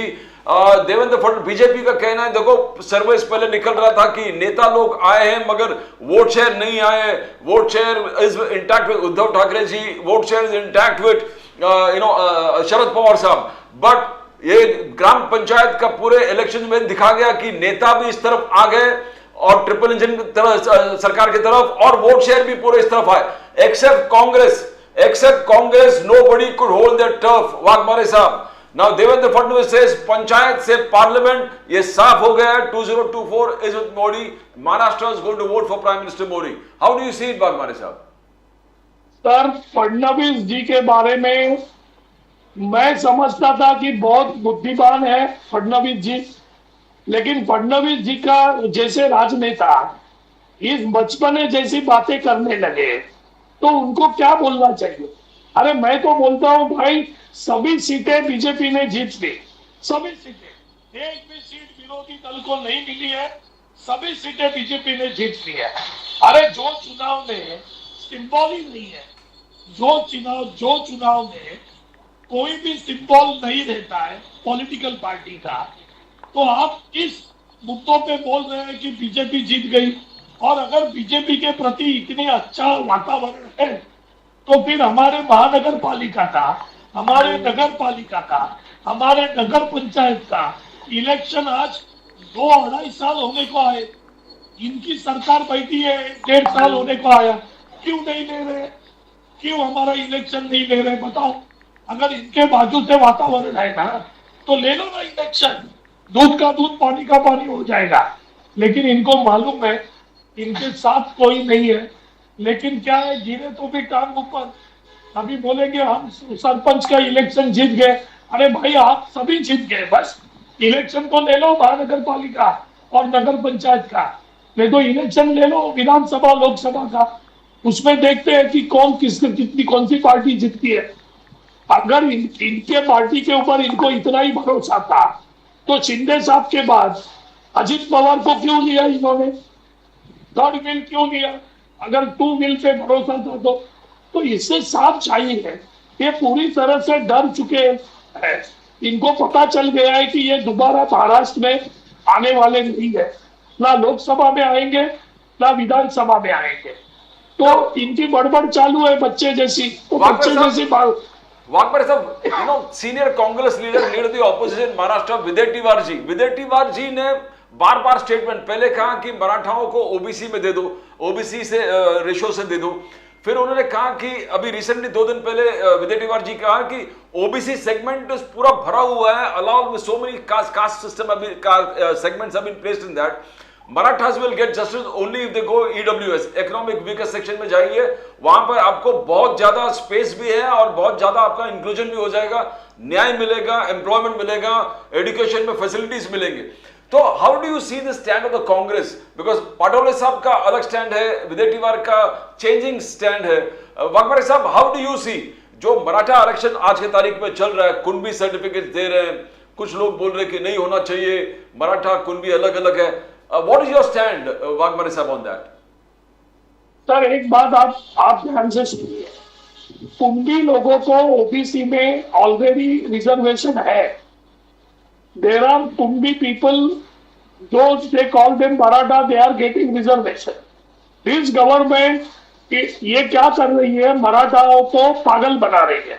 ये क्या बोल रहे हैं कि भाई कुणबी को हम आरक्षण देंगे, प्रमाण पत्र देंगे, लेकिन कुणबी को तो आरक्षण है, तो आप नया क्या कर रहे हो? आप कुछ भी नहीं नया कर रहे हो। इनके पास मराठाओं के लिए बोलने के लिए इनके पास कुछ बचा नहीं है। कुणबी आरक्षण जो कहा जाता है वो कुणबियों को तो विदर्भ में, महाराष्ट्र में आरक्षण मिल रहा है ओबीसी के अंदर। तो ये क्या बोल रहे हैं कि भाई जिसका नाम लिखा रहेगा कुणबी में इसके पहले, उनको हम कुणबी में, उनको ओबीसी का ये लोग सर्टिफिकेट देंगे। लेकिन गवर्नमेंट का जो सर्टिफिकेट है, ये सर्टिफिकेट जो कलेक्टर देता है उसका वैल्यू नहीं है, क्योंकि महाराष्ट्र के अंदर कास्ट का जो तपासनी करने वाली कमेटी है, जिसको जात पड़तालनी समिति कहा जाता है, जिसमें ये कहा जाता है कि भाई आपकी जात का पूरी तरह से संशोधन किया जाता है और फिर आपको सर्टिफिकेट दिया जाता है। अभी ये कमेटी तो आपको सर्टिफिकेट नहीं दे रही है, ये गवर्नमेंट सर्टिफिकेट दे रही है। तो ये सर्टिफिकेट लेके वापस उनको वो संशोधन कमेटी के पास, जात का जो संशोधन समिति है उनके पास जाना पड़ेगा, उनसे उनको प्रमाण पत्र लेना पड़ेगा कि हाँ ये कुणबी है, तो ही उनको कुणबी में ओबीसी का आरक्षण मिलेगा जो पहले से मिल रहा है। तो ये नया कुछ भी नहीं कर रहे, ये खाली मराठाओं को अलग अलग छासे देके, उनको फुल तापा देके, उनको बहकाने की कोशिश कर रहे हैं। वाघमारे साहब, फर्दर पृथ्वीराज चौहान जी ने कहा कि मुस्लिम रिजर्वेशंस फडणवीस साहब कोल्ड स्टोरेज में डाल दिया, he is turning a blind eye, injustice कर रहे हैं। आगे जाके even Supriya Sule said where Marathas are concern, Fadnavis sahab उनको धोखा दे रहे हैं, लिंगायत को धोखा दे रहे हैं, धनगर कम्युनिटी को धोखा दे रहे हैं, और मुस्लिम रिजर्वेशन। तो अभी Congress has been highlighting the Muslim reservation and targeting Devendra Fadnavis. यहां तक के बाला साहब थोराट ने कहा कि जेल में देखो क्या रहा, Fadnavis as a home minister also has failed. तो how do you see this sir, Muslim reservations, Prithviraj Chauhan जैसे सीनियर लीडर्स भी इसको उठा रहे हैं। अभी the whole Maharashtra is already in a very very agitated state, how do you see this? Sir देखिए, धनगर जब भी उपोषण को बैठे थे, हंगर स्ट्राइक पे धनगर जब भी बैठे थे जी, तभी देवेंद्र फडणवीस ने उनका हंगर स्ट्राइक छुड़ाया ऑरेंज जूस देके, और उनको बोला पिछले टाइम जब भी भाजपा का गवर्नमेंट था कि 100 दिन के अंदर पहली कैबिनेट में धनगर को आरक्षण देंगे। आज वो 5 साल तो चले गए, 5 साल में तो इन्होंने कुछ किया नहीं। अभी ये नया गवर्नमेंट के भी 2 साल चले गए, उनको कुछ मिला नहीं, तो उनके साथ झूठी बातें कही। मुस्लिम आरक्षण हमारी सरकार थी तभी हमने 16% मराठाओं को, 5% मुस्लिम को आरक्षण दिया था, नौकरी और शिक्षा। इन्होंने क्या किया, नौकरी का निकाल दिया, शिक्षा में आरक्षण रख दिया, लेकिन जो शिक्षा में रख दिया उसको भी नहीं दे रहे। तो देवेंद्र फडणवीस साहब ये जो पार्टी से आए हैं, उस पार्टी का ब्रीदवाक्य ये है कि जो पिछड़ा समाज है, जो दलित है, जो आदिवासी है, जो ओबीसी है, किसी को भी आरक्षण मिलना नहीं चाहिए। इसीलिए ये खाली सिर्फ घोषणा करते हैं, बाकी इनको कुछ भी पड़ी नहीं है और किसको भी आरक्षण देने के लिए ये लोग तैयार नहीं है। यहाँ पर ये एक और चीज है, क्योंकि आपने बात निकाली है इसलिए मैं पूछ रहा हूँ आपसे। आदरणीय सामान्य छगन भुजबल साहब ने सीधे साधे तौर पर मतलब अटैक कर दिया उन्होंने तो एकनाथ शिंदे साहब पर और देवेंद्र फडणवीस साहब पर। ये क्या हो रहा है कि आप ये जो कुंभी सर्टिफिकेट्स दे रहे हैं, इसका क्या मतलब है? वैसे 1 साल लग जाता है किसी को भी अपना ओबीसी सर्टिफिकेट लेने में, बैकवर्ड कमीशन से और इधर उधर जो भागना पड़ता है। यहाँ तो आपने दुकान खोल ली है कि इधर आओ सर्टिफिकेट लेके जाओ। ये क्या मतलब हुआ? मतलब एक तरफ छगन भुजबल साहब हैं, दूसरी तरफ जो धनगढ़ कम्युनिटी के जो लोग हैं वो सब भी चिल्ला रहे हैं। और तो और छोड़िए, पवन कुले साहब ने भी बहुत कुछ कहा है। अब मेरा ये कहना है कि क्या इन्होंने अब एक इंटरकास्ट वॉर छेड़ दी है कि क्या ये युद्ध होगा सभी जातियों के बीच में महाराष्ट्र में? वाघमरे साहब। नहीं सर क्या है कि जब भी राजनेता झूठ बोलता है जनता के प्रति, उनको सच्चाई को अवगत नहीं कराता, आप जाके सबको बोलते हैं कि हाँ मैं आपको आरक्षण दूंगा। अरे भाई कैसा देंगे? आरक्षण आपके हाथ में है कि केंद्र सरकार के हाथ में है? मोदी जी तो चाहते नहीं, क्योंकि मोदी जी ने यहाँ किसको मदद की तो वहां जाट खड़े हैं उनको चाहिए, वहां गुजर खड़े हैं उनको चाहिए। फिर क्या करेंगे मोदी जी? तो मोदी जी तो कुछ करने के लिए तैयार नहीं। और इधर सच बात बताने के बजाय फडणवीस जैसे लोग आके झूठी बातें जनता को देते हैं, लॉलीपॉप और चॉकलेट बांटने का काम करते हैं फडणवीस जी। तो आखिर में तो आपका झूठ तो बाहर आने वाला ही है। देखिए, इंदिरा सहानी का खटला जो है 50% अगर आपको बढ़ाना है तो आपको 9 जजेस का कमिटी के सामने जाना पड़ेगा रिव्यू के लिए जी। अभी उसके लिए तो 4 से 5 महीना लगेगा। अच्छा, दूसरी बात, जो 50% जो कैप किया गया है, ये डॉक्टर बाबा साहब अम्बेडकर ने घटना समिति में जब भी भाषण किया था तभी उनको पूछा गया था कि और कितना आरक्षण दोगे, तभी उन्होंने बताया था कि 50% के ऊपर हम जा नहीं सकते। और उसका संदर्भ लेके इंदिरा सहानी में 50% की मर्यादा डाली गई। अभी अगर आपको मर्यादा उठानी है तो कौन से मुद्दों के ऊपर आप मर्यादा उठा सकते हैं और कैसे उठाओगे? और जब तक आप जात न्याय जनगणना नहीं करते तो आपको पता नहीं चलेगा कि कौन से कम्युनिटी के कितने लोग हैं और कितने को कितना आरक्षण मिल रहा है। तो जात न्याय जनगणना के लिए आप तैयार नहीं है, आप उसका विरोध कर रहे हैं। But over here sir, there are 2 things here. जब अभी स्पेशल सेशन हुआ था पार्लियामेंट का, जिसमें महिला आरक्षण के लिए बात हुई और उसके बाद वो कानून भी पास हुआ, which will be implemented perhaps इन 2030, तब ऐसा लग रहा था कि शायद मराठा आरक्षण के लिए कोई अमेंडमेंट, संशोधन कुछ लाया जाएगा। वो 102nd अमेंडमेंट में जो 50% कैप है उसके ऊपर लाया जाएगा, वो नहीं हुआ। फिर उसके बाद आदरणीय सामान्य मोदी जी यहाँ पर आए शिरडी में साईं बाबा के दर्शन करने के लिए। लोगों को ये लगा, क्योंकि जैसे प्रदीप जी बार बार बोलते हैं कि ट्विटर हैंडल के ऊपर लिखा था फॉर सोशल जस्टिस, ऐसा करके लिखा था, तो हम लोग यही ताक में बैठे थे कि भाई अभी मोदी जी कुछ बताएंगे, लेकिन वो भी कुछ नहीं हुआ। लेकिन दूसरी चीज जो मैं आपसे पूछता हूं वो ये है कि मंडल कमीशन में Marathas are listed as a forward community, not as a backward community. अब आप बैकवर्डनेस कैसे दिखाएंगे sir? Not economic backwardness, social backwardness कैसे दिखाएंगे? मेरा ये जानना है आपसे। आपको एक अलग एक समिति का गठन, आयोग का गठन करना पड़ेगा जी। वो गठन जाके ये फाइंड आउट करेगा कि मराठा बैकवर्ड है या नहीं। देखिए, उस वक्त मराठा पावरफुल कम्युनिटी थी, लेकिन जब भी फैमिली में संख्या बढ़ गई, डिवाइड हो गए फैमिली, जी। तो हर एक की जमीन जो है वो कम होती गई। तो उनके पास अभी कितने मराठा है कि उनके पास जमीन ही नहीं है, कितने मराठा है उनके पास जमीन बहुत कम है। जी। तो नेचुरली उनकी परिस्थिति अभी बहुत खराब हो चुकी है। जी। उनको शिक्षा में जरूरत है आरक्षण की, उनको नौकरी में जरूरत है आरक्षण की, जी। और हमारी भी ये इच्छा है कि मराठाओं को किसी भी हालत में आरक्षण मिलना चाहिए। लेकिन ये सरकार जो बात करती है, हम 2 इंजन की सरकार है, तो 2 इंजन को केंद्र सरकार का सपोर्ट लेके इन्होंने आगे बढ़ना चाहिए, क्यों नहीं बढ़ते आगे? लेकिन ये सबके साथ झूठी बातें करते हैं, तो झूठी बातें करके एक ना एक दिन झूठ तो बाहर आने वाला ही है, तभी क्या करोगे? So, sir, but don't you think that it'll be far better as,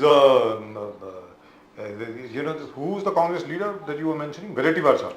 Virativar sahab suggested that Marathas should be given extra reservation under EWS, economically weaker sections.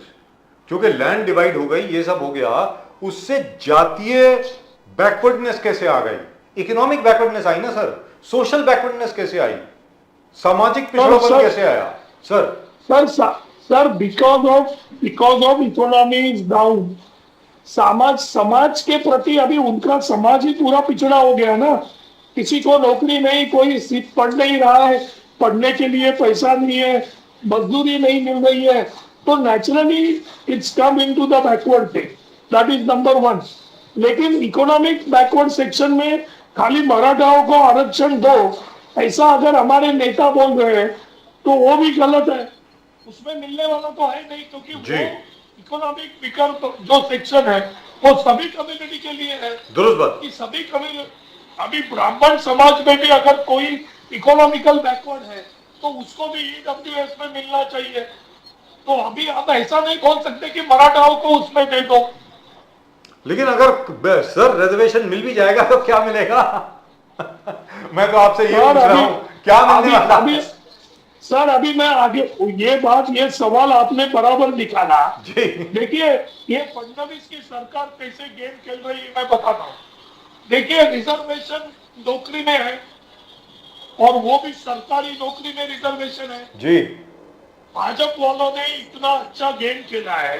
2014 में इनकी सरकार आने के बाद जो एमपीएससी के लोग थे, जिसको सेक्रेटरी का जॉब मिलता है, डेस्क ऑफिसर का जॉब मिलता है, पीए का जॉब मिलता है, उस जगहों के ऊपर इन्होंने कॉन्ट्रैक्ट सिस्टम में अपने आरएसएस के और पार्टी के लोगों को रखना चालू कर दिया। तो वहां कॉन्ट्रैक्ट सिस्टम लेके आए। अभी यहाँ महाराष्ट्र में भी उन्होंने कॉन्ट्रैक्ट सिस्टम का पूरा जीआर निकाला था, लोगों ने विरोध करने के बाद उनको कैंसिल करना पड़ा।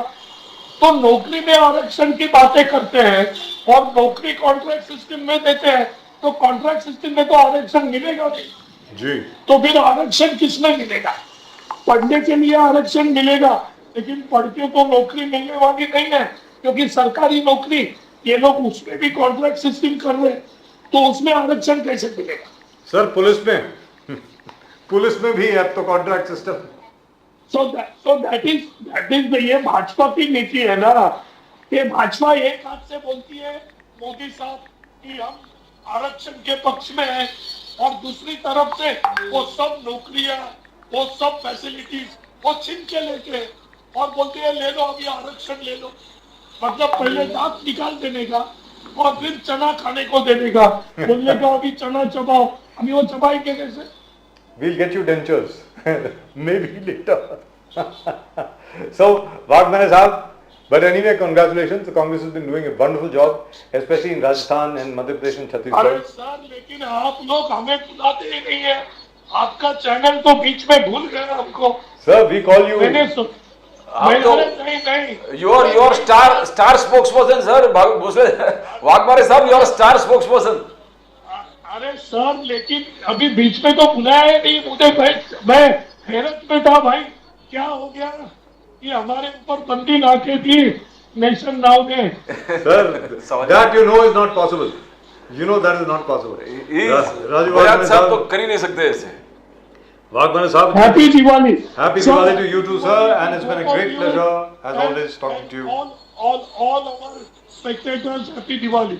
Thank you very much, sir, and happy Diwali to you, to your family, to all your friends, and all Yeah, your yeah, all well-wishers. you. And I hope on 3rd December we really have a happy Diwali when the results come out.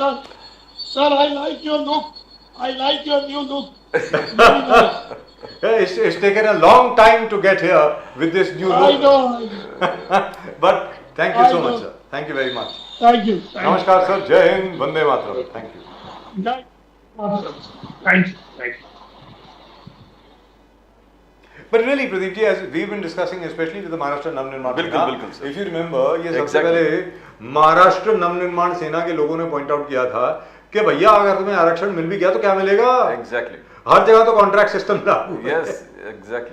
हर जगह privatisation हो गई है, जितने public sector units हैं वो आपने बेच दिए हैं। Totally. तो मतलब नौकरियां कहाँ हैं?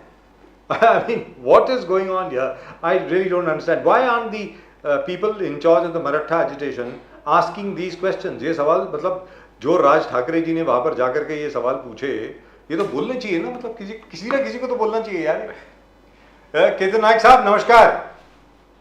सर नमस्कार, happy Diwali. Happy Diwali to you too sir. अरे हीरो हमारे बॉलीवुड के स्टार जो गलती से नेशन नाउ पे कभी कभी आ जाते हैं, मुझे लग रहा है कि अभी ये इतने फेमस होने वाले हैं कि नेशन नाउ के लिए इनके पास टाइम नहीं रहेगा। मुझे बॉलीवुड में भी आपको जाना पड़ने वाला है। आपने जो लुक बनाया है सर, बाबा का लुक है। Baba R K B, my other name is Baba R K B, so God bless you as always. हर हर महादेव। लेकिन सर आप ये बताएं, लेकिन केतन नायक जी, दिवाली तो ठीक है यार, मतलब हैप्पी दिवाली, लेकिन मैं बाजार में घूम के आ रहा था, मैं जान करके गया, मैंने जरा देख के आते हैं क्या है माहौल क्या है। यार दिवाली का माहौल तो लग ही नहीं रहा। आपको लग रहा है दिवाली का माहौल है? सर एक बार आप शिवाजी पार्क आ जाइए। जी नहीं, लेकिन बाकी जो लिंकिंग रोड है, बाकी जगह जो है वहाँ दुकानें सारी खाली पड़ी हैं, सब कुछ मतलब क्या है? Do people have money? लोगों के पास पैसे हैं, खर्चने के लिए हैं पैसे? आपको दिख रहा है क्या? सर मैंने तो कुछ और देखा है। मैंने तो देखा है कि काफी जगहों पे अच्छी खासी भीड़ लगी हुई है। लोग बहुत सारी शॉपिंग भी कर रहे हैं। गाड़ियों के सेल में भी इजाफा हुआ है। फैंटास्टिक। सोने की खरीदी में भी इजाफा हुआ दिख रहा है। तो कहने का मतलब ये हुआ कि मोदी जी जो कह रहे हैं ठीक है, भारत की अर्थव्यवस्था बहुत तरक्की कर रही है अभी, मतलब हम लोग 3rd लार्जेस्ट इकोनॉमी बन गए हैं बस। कितना एक साथ सर भारत की अर्थव्यवस्था के बारे में अगर बात करें तो भारत की हमेशा से 2 तरह की अर्थव्यवस्था रही है, ऐसा मुझे लगता है जी। जब भी हमारे देश से कैश को बाहर किया गया जी, मतलब जो नोटबंदी वाला जो निर्णय था जी, उसके पहले भी एक अलग इकोनॉमी अपने देश में चलती थी, और मुझे लगता है आज भी कहीं ना कहीं एक अलग तरह की इकोनॉमी बनी हुई है जो परंपरागत रूप से चलती आई है, और लोग अपना सेविंग्स और उसके ऊपर काम करते रहते हैं। तो भारत के लोग पैसा जोड़ने में बिलीव करने वाले लोग हैं और अपनी सुरक्षा खुद करने में भी बिलीव करते हैं। तो सरकार का कितना इसमें रोल है ये तो अलग बात हो गई, लेकिन एवरी इंडिविजुअल अपने आप के लिए अरेंजमेंट्स करके रखता है, अपने फैमिली के लिए अरेंजमेंट्स करके रखता है, फिर वो भले कोई एक बीएसटी का ड्राइवर कामगार हो या कोई कंपनी का सीईओ।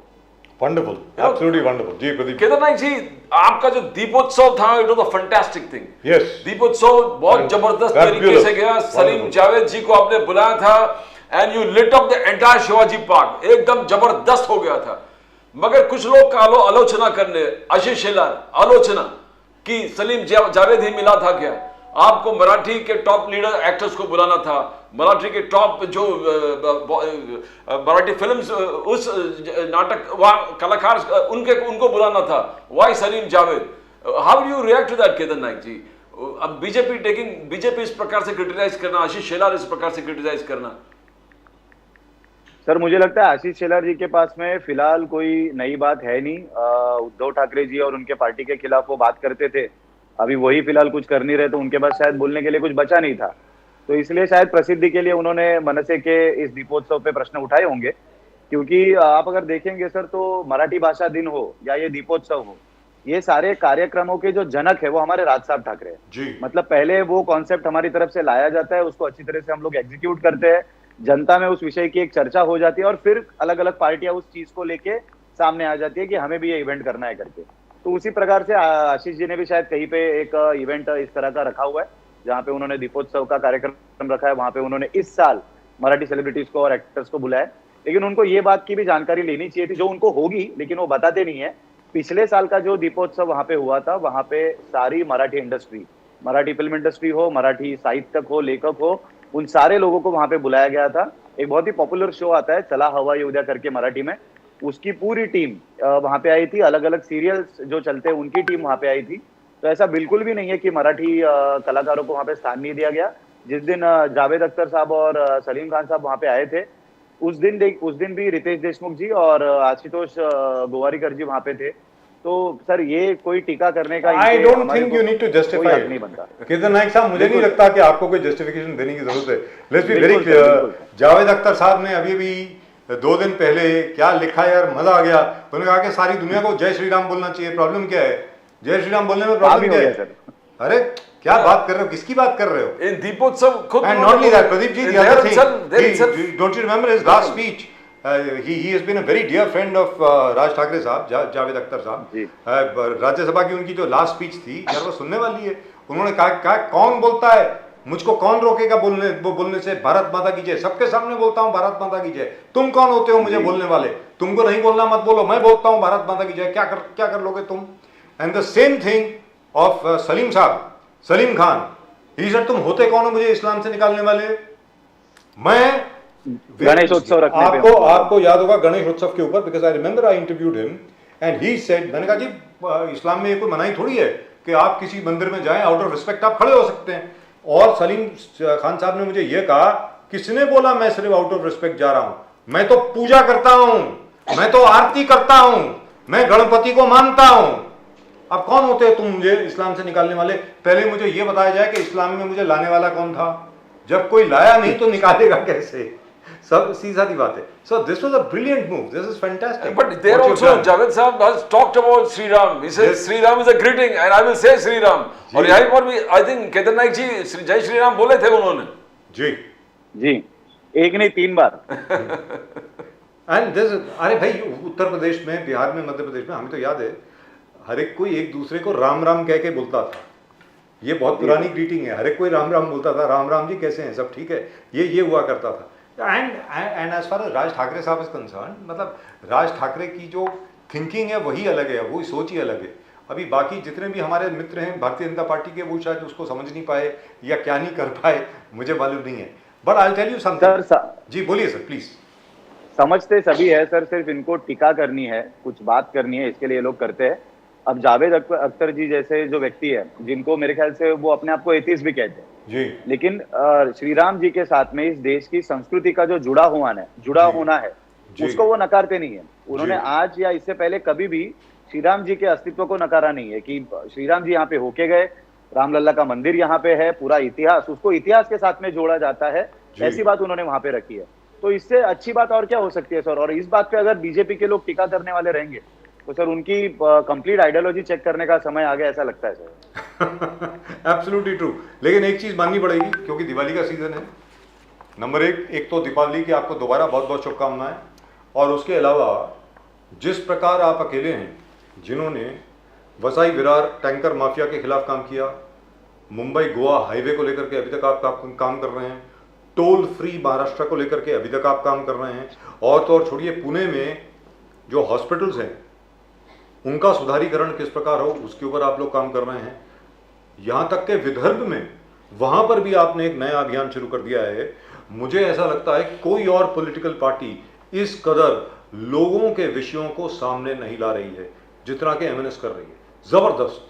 अब दिवाली के बाद ये दोबारा शुरू हो जाएगा सर केतन नायक जी? सर एक बेसिक डिफरेंस मैं आपको बता दूं, हमेशा हमारी कंपैरिजन और तुलना जो शिवसेना है उसके साथ में की जाती है, उद्धव ठाकरे जी के साथ में काफी मतलब कहा जाता है वहां से आप निकले हो वगैरह।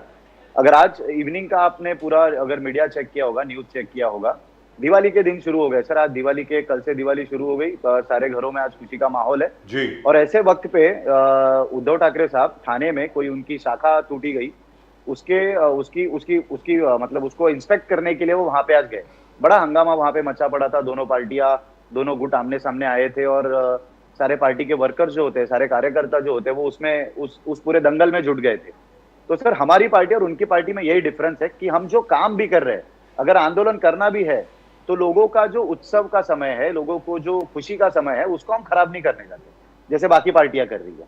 आप देखेंगे कि आपने ये मुंबई गोवा हाईवे का मुद्दा रखा हो, या वसई विरार का टैंकर का जो अभी पानी का मुद्दा था वो हो, या सारे हमारे मुद्दे हो, इन सारे मुद्दों को कब उठाना है और लोगों को तकलीफ कम से कम दे के इसको कैसे एग्जीक्यूट करना है, इसका पूरा प्लान हमारे पार्टी के पास होता है। और ये हमारी सीनियर लीडरशिप से हमें इंस्ट्रक्शन आते हैं, उस प्रकार से उस आंदोलन को लिया जाता है।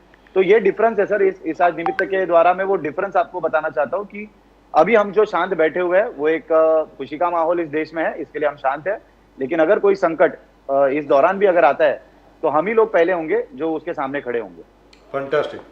केतन नाइक जी, एवरीबडी हियर अभी फिलहाल जितने भी पार्टीज है, चाहे वो कांग्रेस हो, सुप्रिया सुले जी हो, the gunning for Devendra Fadnavis. Fadnavis ji बोले कि आपने मराठाओं को धोखा दिया, आपने धनगर समाज को धोखा दिया, आपने लिंगायत को धोखा दिया। अभी मुस्लिम रिजर्वेशन पर भी उन्होंने कहा कि फडणवीस जी ने सबको धोखा दिया है। फिर बाला साहब थोराट हो, पृथ्वीराज चौहान जी हो, मुस्लिम रिजर्वेशन को जिस प्रकार से साइलेंटली उठाने लग शुरू कर दिया कि यहां पर भी अत्याचार हो गया। तो अभी जिस प्रकार से विदेटीवार अभी कहा कि मराठास को इकोनॉमिक वीकर सेक्शन में जाना चाहिए, ओबीसी में बहुत रिजर्वेशन में बहुत सेगमेंट में बहुत भीड़ है, किसी को जस्टिस नहीं मिलेगा। तो आप कैसे देखते हो जिस प्रकार से फडणवीस जी के पीछे सब पार्टीज पड़े हैं? यू थिंक फडणवीस जी ने धोखा दिया है हर सेगमेंट को? केतन नाइक जी सर, जो आरक्षण की बातों को लेके चल रहा है, तो सर सारी पार्टियों ने अपने अपने समय आरक्षण के मुद्दों पे बात करके उस समाज को धोखा दिया है। फडणवीस साहब ही थे जो धनगर आरक्षण की बात करते थे, इनके पार्टी से बाकी कांग्रेस के कुछ लोग थे जो मुस्लिम आरक्षण की बात करते थे, मराठा आरक्षण की बात करते थे, बाकी सारी चीजों की बात करते थे। लेकिन जब जब इनको सत्ता में रहने का टेन्योर मिला, तब तब उन्होंने इस चीज पे स्लो डाउन कर दिया था, तब तब उन्होंने इस चीज को हमेशा से दूर रख दिया था। तो इनको किसी को भी ये कहने का, जैसे आपने पिछली बार सवाल पूछा था कि सुप्रिया सुले मैडम फडणवीस जी पे टिका कर रही है वगैरह, तो सर उनके जो फादर है शरद पवार साहब, उनके पास तो काफी टाइम से इस देश की केंद्र सरकार की सत्ता में वो बने थे। तो वो अगर चाहते, तो अभी तो बीच में किसी और एक सीनियर लीडर का स्टेटमेंट आया कि वो अगर चाहते तो एक चिट्ठी से मराठा आरक्षण दे सकते थे, ऐसी ताकत उनके पास एक समय थी।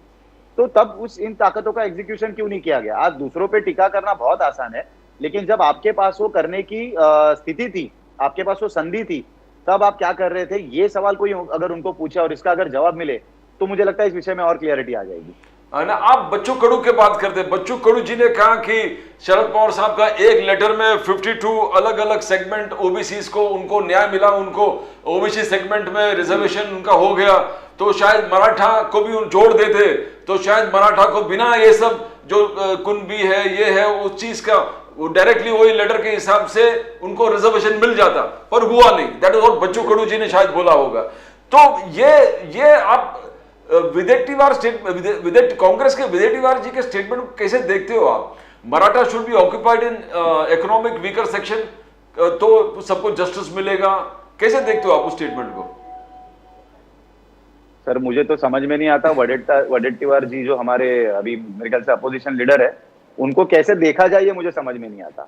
उनकी जो जर्नी रही है right from Shiv Sena to Congress, उस सारी जर्नी के बाद में ऐसे नेता के पास हम लोग देखे ही कैसे? पहले तो मेरा ये सवाल है।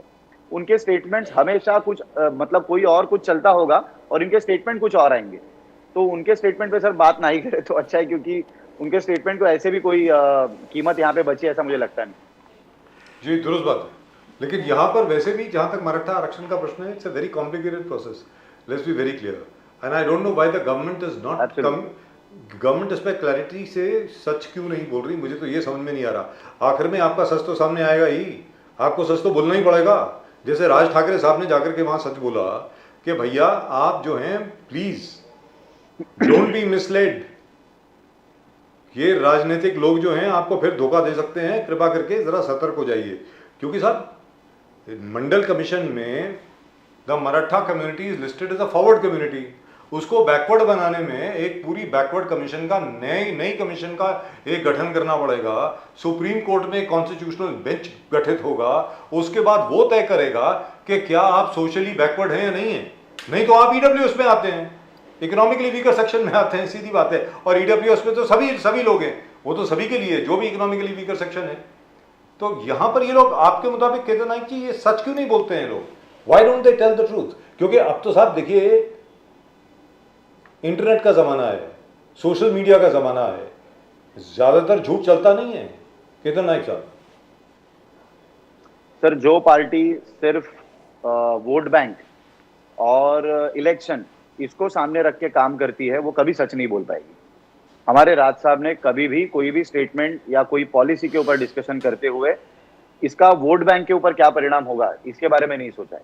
जो सही है वो सही, जो गलत है वो गलत, ये कहने की ताकत जो रखता है उसी को लीडर कहा जाना चाहिए। सर अभी ये डेफिनेशंस क्लियर होनी चाहिए लोगों के सामने जी कि ये सारे लोग जो वहां पे आपको गलत गलत बातें बता रहे हैं, आपको गुमराह कर रहे हैं, इनका एजेंडा सिर्फ पावर में बने रहने का है, फिर वो नगरपालिका की पावर हो, स्टेट की हो या सेंटर की हो जी।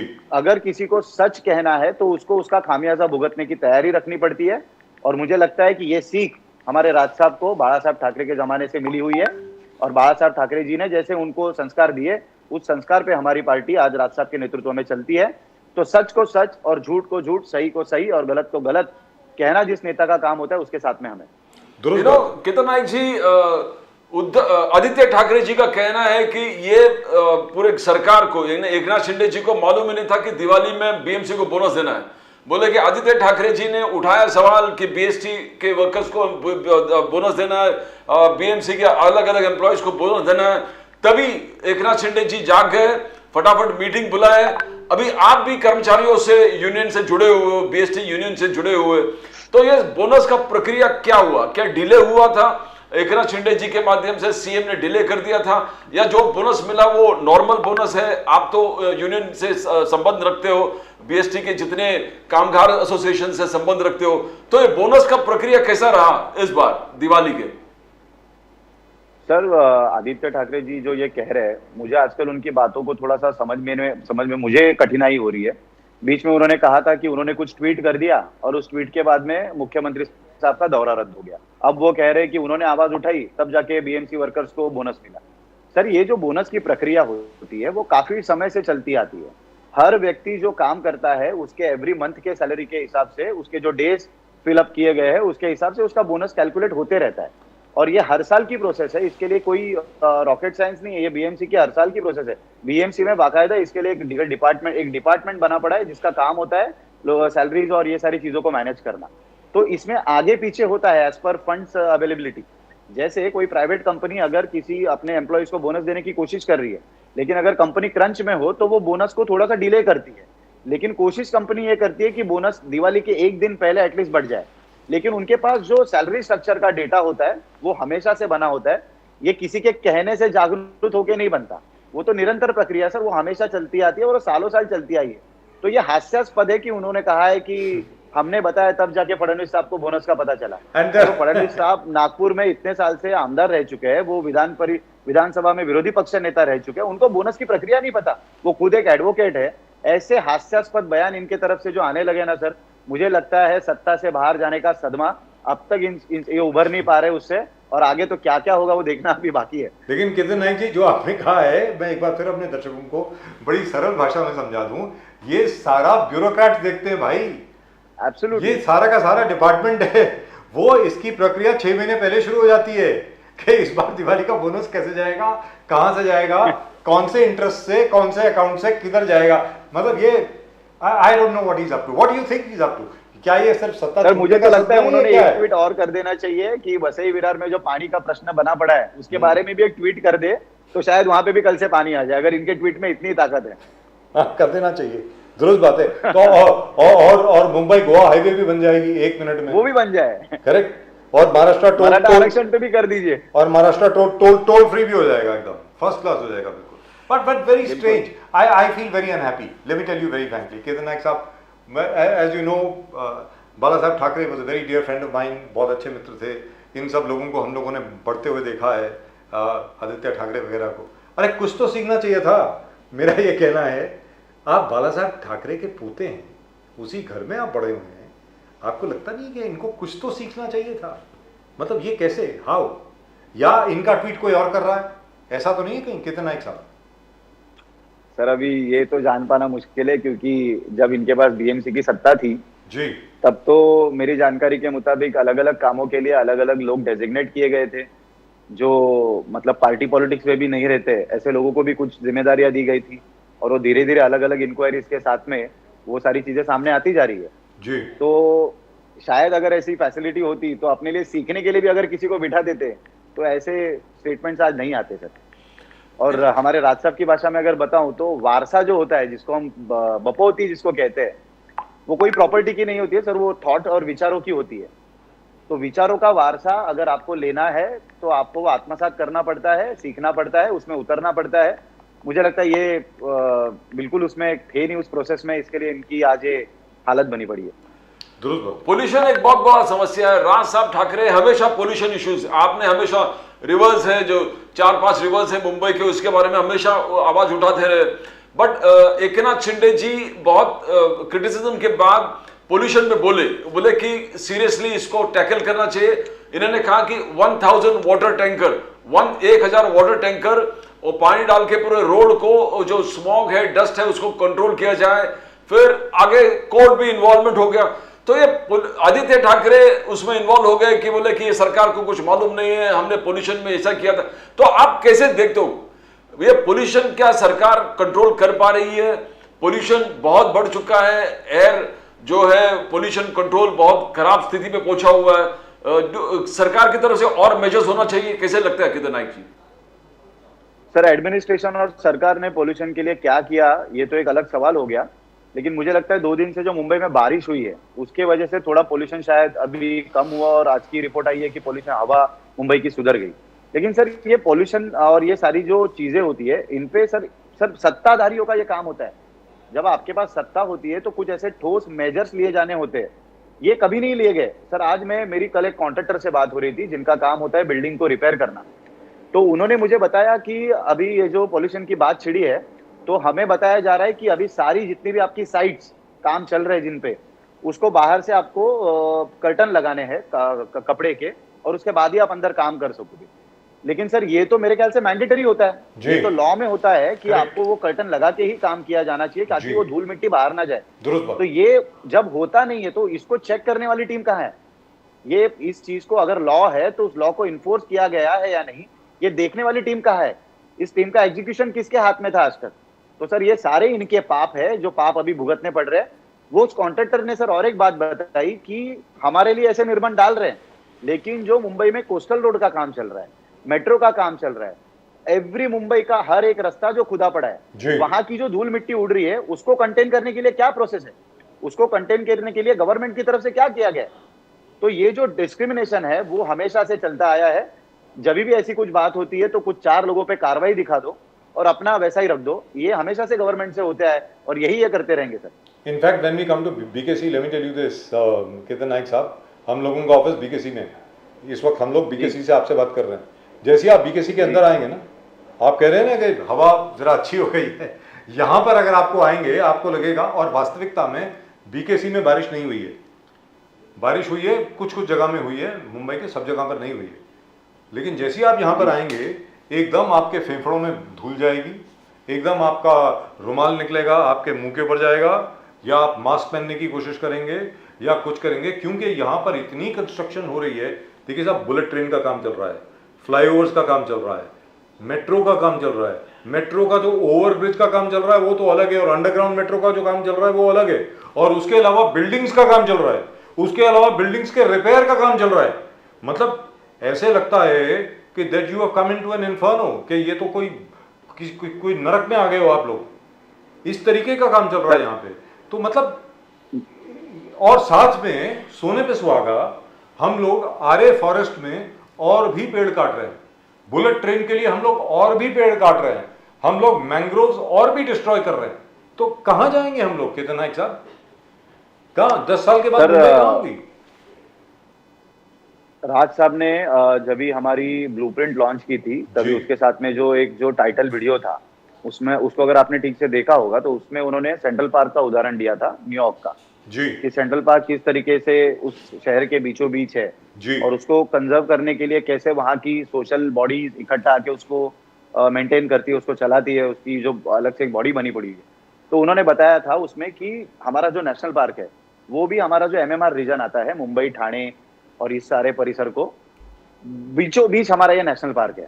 जी अब इस नेशनल पार्क का उपयोग हमारे एनवायरनमेंट के लिए, हमारे सारी चीजों के लिए कैसे किया जाना था, ये बिल्कुल नहीं हुआ। उसके हमने उस डॉक्यूमेंट्री में दिखाने के बावजूद आज भी नेशनल पार्क की अनेक जगहों के उसके कोनों को आज भी कुरेदा जा रहा जी। है, आज भी वहां पे कंस्ट्रक्शन की परमिशन दी जा रही है। जी सर ये आवाज सामने आने के बावजूद अगर इसको रोका नहीं जाता तो इसका पाप आप सत्ताधारियों के मत्थे मारोगे या नहीं? आज जो पॉल्यूशन की परिस्थिति बनी पड़ी है उसका पाप इन सत्ताधारियों के माथे पड़ना चाहिए या नहीं? तो सर ये जो सारी चीजें ना, इनका जवाब कहीं ना कहीं अभी इनको देना पड़ेगा, और अगर ये जवाब देने के लिए असक्षम है तो जनता को इनको लात मार के भगाना होगा। Sir, in fact, I remember, Pradeep ji, sorry, just Bilkul, one yeah, of last course, word, because since Ketan Naik ji has opened up a subject which is very, very close to my heart, इसके ऊपर राज ठाकरे साहब से भी discussion हुआ था। क्या है कि 30 साल पहले से इन लोगों ने जो संजय गांधी नेशनल पार्क है ना सर, उसका जो फॉरेस्ट है, that actually goes from Borivali right up to Mulund, उसमें एनक्रोचमेंट हुई। वहां पर बड़े बड़े बिल्डर, नामचीन बिल्डर्स, उन सब लोगों ने अपनी अपनी बिल्डिंग्स बना दी, लोग वहां पे रहने भी शुरू हो गए, उनको सर्टिफिकेट्स भी मिल गए, ओसी भी मिल गया, सब कुछ मिल गया, and they are all illegal. यहां तक के एक कोर्ट ने, बॉम्बे हाई कोर्ट ने निर्णय भी दिया था, डिमोलिश ऑल ऑफ देम। फिर ये लोग जाकर के सुप्रीम कोर्ट में गए, पता नहीं क्या किया इन लोगों ने, और उसके बाद उसको वर्कआउट किया। मेरा ये कहना है कि सर वो 20 साल पहले, 20 के 25-30 साल पहले की तब बात थी, 10 साल पहले की बात मैं कर रहा हूं, मतलब 40 साल से वहां पर सिर्फ एनक्रोचमेंट चल रहा है। तो उसके लिए आपको लगता नहीं कि जब आप सत्ता में आएंगे, जब महाराष्ट्र नवनिर्माण सेना सत्ता में आएगी, मैं तो ये देखना चाहूंगा कि हमारे पर्यावरण को खत्म करने वाले, नष्ट भ्रष्ट करने वाले जितने भी लोग हैं उनको सजा मिले, और बहुत अच्छे तरीके से सजा मिले। केतन नाइक साहब। सर बिल्कुल सजा मिलनी चाहिए। मुझे लगता है अगर राज साहब के हाथ में इस मुंबई की, इस महाराष्ट्र की सत्ता आती है जी, तो मुझे लगता है सबसे पहले तो वो ऐसे करने वाले, ऐसी जो चीजें हो रही है उस पर पहले एक फुल स्टॉप लग जाएगा कि इसके आगे नहीं होगी। अभी आपको छोटा सा अगर उदाहरण दे दूं तो जो झोपड़पट्टियों का पुनर्वसन का एसआरए का प्रकल्प होता है, उसमें जो एक साल की जो डेडलाइन होती है, जो पहले 95 थी, बाद में अभी और आगे बढ़ गई, तो ऐसी सारी जो चीजें बढ़ते बढ़ते जाती है ना सर, उस पर पहले फुल स्टॉप लगाना होगा, और वो फुल स्टॉप 100% राज साहब लगा देंगे। मुझे पता नहीं कब ये होगा और कैसे ये होगा, मेरा आत्मविश्वास तो पूरा है सर कि आने वाले समय में ये होने ही वाला है। लेकिन जैसे ही होता है तो एक फुल स्टॉप लगने के बाद एक नई शुरुआत मुंबई और महाराष्ट्र को देखने मिलेगी। एक विजनरी लीडर को कैसे एग्जीक्यूशन करते हुए देखने मिलेगा, वो पूरे महाराष्ट्र देखेगा। मुझे लगता है सर ये बहुत ही जल्द होगा, और जब होगा तो डोंके की चोट पे होगा। फैंटास्टिक। केदारनाथ जी, ये रोड स्कैम, आज आदित्य ठाकरे फिर एकदम एक्टिव हो गए कि रोड स्कैम मैंने देखो एक्सपोज किया, कॉन्क्रीटाइजेशन ऑफ रोड, 6080 करोड़ स्कैम। अभी सरकार फोर्स हो गए कि मेरे एलिगेशंस के बाद एक कॉन्ट्रैक्टर को सस्पेंड कर दिया, 5 कॉन्ट्रैक्टर क्या काम रहे। How do you see the progress of this court, because आप भी तो जुड़े हुए बीएमसी, बीएसटी, हर चीज से। क्या ये concretisation of road as per time तो नहीं हो पा रहा, that is true, time bound था, बहुत सारी चीज बारिश से पहले होने वाला था, बारिश तो चला भी गया अभी विंटर। तो Aditya Thackeray taking credit for exposing the road scam, 6080 crore, कितना सच्चाई है केतन नाइक जी उसमें? सर इस विषय में और थोड़ी जानकारी लेनी होगी, क्योंकि जो मैं मुंबई में रह रहा हूं तो मैं देखता हूं कि बहुत सारे रोड्स जिनका काम शुरू हो चुका है, अभी मैं जहां रहता हूं वहां का भी रोड का बैरिकेडिंग शुरू हो चुकी है, साइड में खुदाई शुरू हो चुकी है, तो दिखता है कि काम शुरू हो गया। मतलब हर रोड इनको, अब मैं सर आपको बात बताऊं, मेरे यहाँ का जो रोड है सर, मुझे बिल्कुल नहीं लगता कि उस रोड को कंक्रीट करने की जरूरत थी। वो रोड जैसा था बहुत अच्छा था, बहुत सही था, साफ सुथरा था। अब उसको इन्होंने खोदना शुरू कर दिया, अब उसको कंक्रीट बना देंगे। कंक्रीट बनने के बाद में जो उसकी एक अलग इकोनॉमिकल प्रोसेस आ जाती है, फेरी वाले वगैरह वगैरह, वो सब हो जाएगा। तो सर काम हो रहा है या नहीं हो रहा है ये तो चेक करना पड़ेगा, लेकिन अगर हो भी रहा है तो वो कब तक खत्म करे उसको, ये भी देखना बहुत जरूरी है। क्योंकि एक ही समय पे पूरे मुंबई का पूरा इंफ्रास्ट्रक्चर प्रोजेक्ट एक ही समय पे शुरू हो गया है, और मुझे लगता है इसी का इम्पैक्ट पॉल्यूशन, ट्रैफिक और लोगों के मानसिक स्वास्थ्य पे भी हो रहा है। जी। तो ये प्लानिंग बिल्कुल ना होने का नतीजा है, सोच ना होने का नतीजा है, विजन ना होने का जी। नतीजा है, और यही फिलहाल मुंबई में हो रहा है। और चलते चलते ये भी आपको याद दिला दें, इसके ऊपर पहले भी बात हो चुकी है कि कई कॉन्ट्रैक्टर्स ऐसे हैं जिनके ऊपर बीएमसी से पाबंदी है, बीएमसी का बैन है, लेकिन वो एमएमआरडी के लिए काम जी। कर रहे हैं। जी, गवर्नमेंट यहाँ पे महाराष्ट्र के लिए ब्लैकलिस्ट काम हुई कर है और रहे वहां पे काम ले लीजिए। हैं। गवर्नमेंट ऑफ महाराष्ट्र के लिए काम कर रहे हैं, बाकी हर जगह के लिए काम कर रहे हैं, लेकिन नाम के लिए सर, बीएमसी ये- में बैन है। ये सर एक सर्वपक्षीय योजना है जी। कि अगर आप बीएमसी में ब्लैकलिस्ट हो जाते हो, तो अगर बीएमसी में ब्लैकलिस्ट होने के बाद में अगर एमएमआरडी में कोई स्कोप है तो आपको वहां काम मिल जाएगा। वहां ब्लैकलिस्ट हो जाते हो तो आपको पीडब्ल्यूडी में काम मिल जाएगा। पीडब्ल्यूडी में ब्लैकलिस्ट हो जाते हो तो आपको महाराष्ट्र छोड़ के कहीं और काम दिला देंगे, लेकिन आपको काम दिला देंगे क्योंकि आपके उपकार है हमारे ऊपर। But this is wonderful. जैसे ही बीएमसी में, और एक्चुअली ब्लैकलिस्ट ये तब हुए जब बीएमसी में इनका काम खत्म हो गया और इनको सारी पेमेंट मिल गई, उसके बाद इनको ब्लैकलिस्ट कर दिया गया और फिर एमएमआरडी का काम शुरू हो गया। आई मीन, चलिए, it's been wonderful talking to you as usual. Once again, very very happy Diwali to you, to your entire family, आपके पूरे परिवार को, सभी आपके दोस्तों को, सब साथियों को, सबको बहुत बहुत शुभकामनाएं दिवाली की। Happy Diwali. Sir, Thank you so आपको भी बहुत शुभकामनाएं, और मैं आपसे विनती करूंगा कि इस दिवाली के सीजन में एक बार आप दोनों भी, अगर शाम को अगर आपको थोड़ा सा समय मिलता है तो शिवाजी पार्क जरूर आइए बिल्कुल। और उस दीपोत्सव का भी सर आनंद लीजिए। वंडरफुल। आपसे ज्यादा दूर भी नहीं है। नहीं, बिल्कुल साथ में ही है, बिल्कुल साथ में ही। साथ में, it will take us about 10 minutes, 10 के 15 मिनट लगेंगे पहुंचने। Yes, yes. Let us know, sir. Wonderful. Thank you so much. Thank Thank you you so so much. much, sir. Namaskar and Right. very happy Diwali to you again. Thank you. Happy Diwali sir. Well, that was nice. And one thing I like about the MNS, they don't mince words, and they're very sure of themselves, and they know where they stand. That's the most important thing. They say, hey, we're not big, but But we are not going to leave any issues. We're going to hit on every issue that affects the common man. as Shakespeare said, he may be small, but he's mighty fierce Yes. and afraid of nothing. And only the people who work on the ground, Yes. a clear-cut They understand what policies it is. are going to. But I'm so happy to see, Javed Akhtar Saab and Salim Khan Saab as chief guests at the Deepotsav. Really, really nice. And especially Javed Akhtar, where he said, मैं देखता हूँ, मुझे जय श्री राम बोलने से कौन रोकता है, मैं बोलूँगा, क्या कर लोगे। Just like he said, Bharat माता की जय। तुम कौन होते हो मुझे बोलने वाला कि मैं भारत माता की जय ना बोलूँ। तुमने नहीं बोलना, तुम्हारी मर्जी है, मैं तो बोलता हूँ भारत माता की जय, क्योंकि भारत मेरी माँ है, बोलता हूँ। And that is wonderful. All right, right now to talk about a subject which is, well, not very happy, even though it is Diwali. It's our old friend Nand Kumar Pawar Saab. Nand Kumar Pawar Saab, namaskar. Namaskar and happy Diwali to both of you and all of us. Thank you. Wish you the Happy same Diwali and to your you family. too, sir. From the entire team at Nation Now, happy Diwali to you, Nand Kumar Pawar Saab. Thank you, sir. So, sir, now, in spite of everything pointing to the contrary, in spite of all the evidence pointing to the fact that the stone crushers are destroying the entire environment and the ecology of all the hills in and around Amarnath, they are still working with political patronage. Is that correct, sir? Nandakumar Pawar, sir? Can't hear you. Pawar, sir, can you hear me, sir? Yeah, I can. So, in spite of all the evidence pointing to how the ecology of the entire area has been disturbed and destroyed,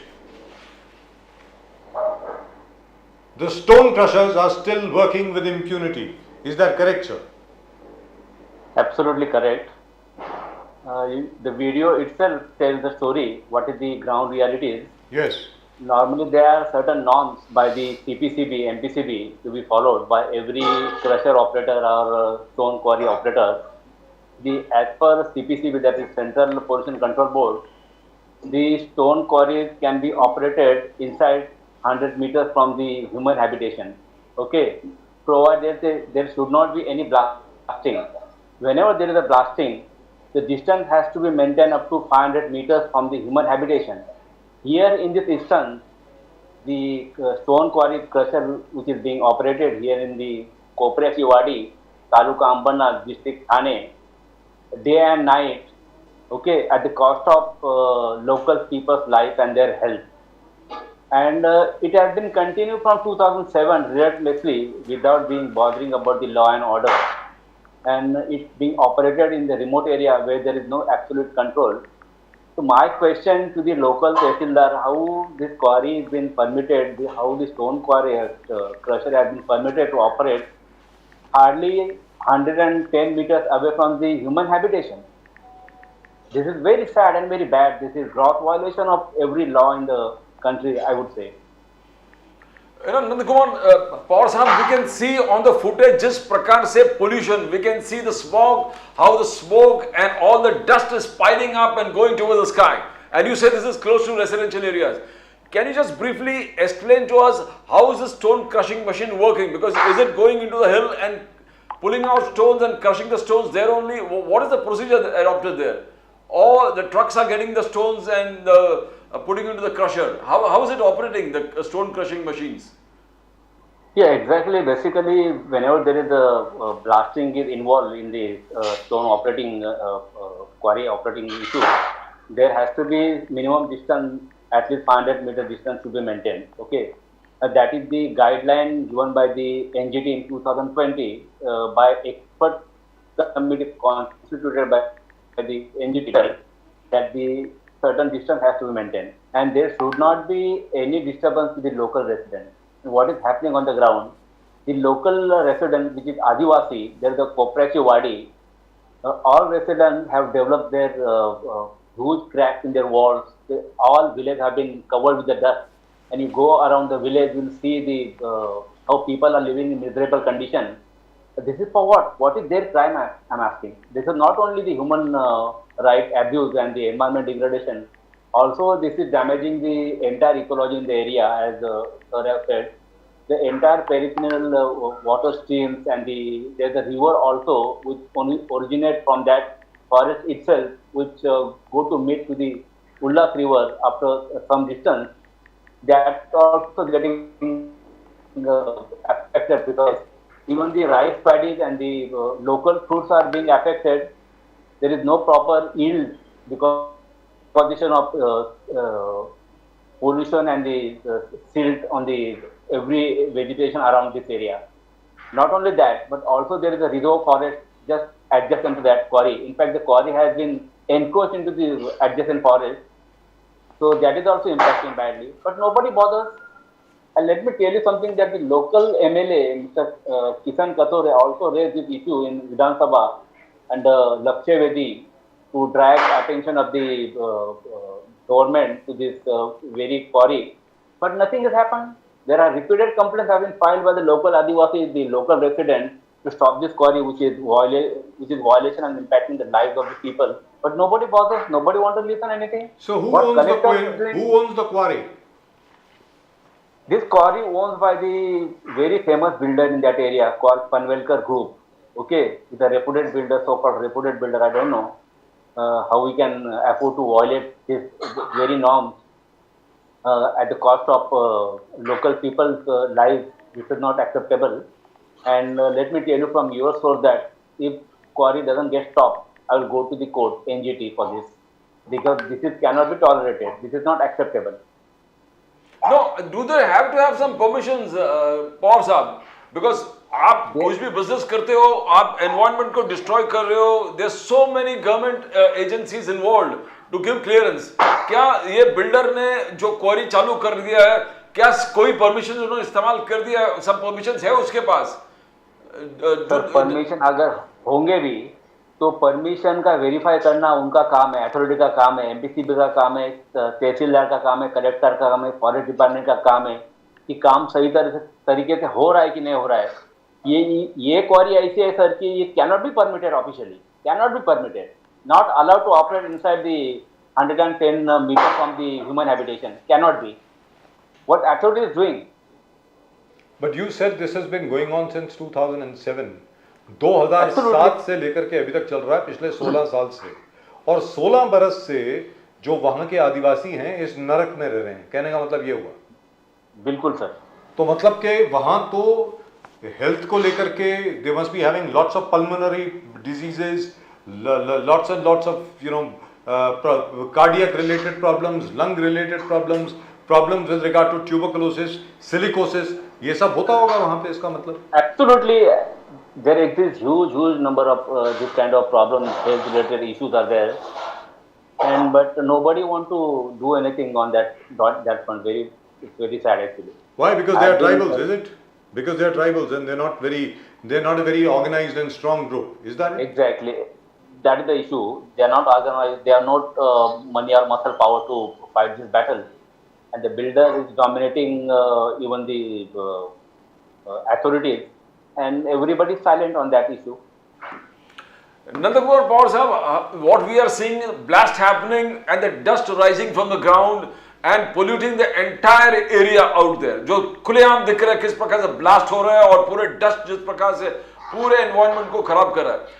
Mumbai में ये problem था तो I think the government took a decision that जो rules है उसको follow कीजिए. अगर building आप रिपेयर कर रहे हो, कंस्ट्रक्ट कर रहे हो, you have to enclose the entire area. आपको पूरे एरिया को एनक्लोज करना पड़ेगा ताकि डस्ट बाहर नहीं जाए.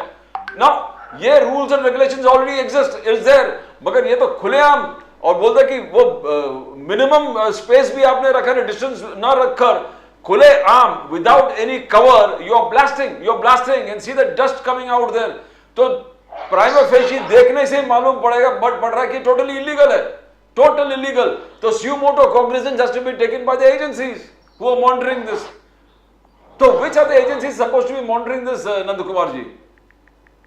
The agency is supposed to be the MPCB, CPCB, the forest department, okay, the local tehsildar, local collector, okay, Thane collector supposed to be look into this matter. And thankfully, let me tell you something about the pollution issue in Mumbai. We had been to Bombay High Court yesterday, and you must be aware of the fact that the court itself has taken so moto cognizance of the pollution which is happening in the city.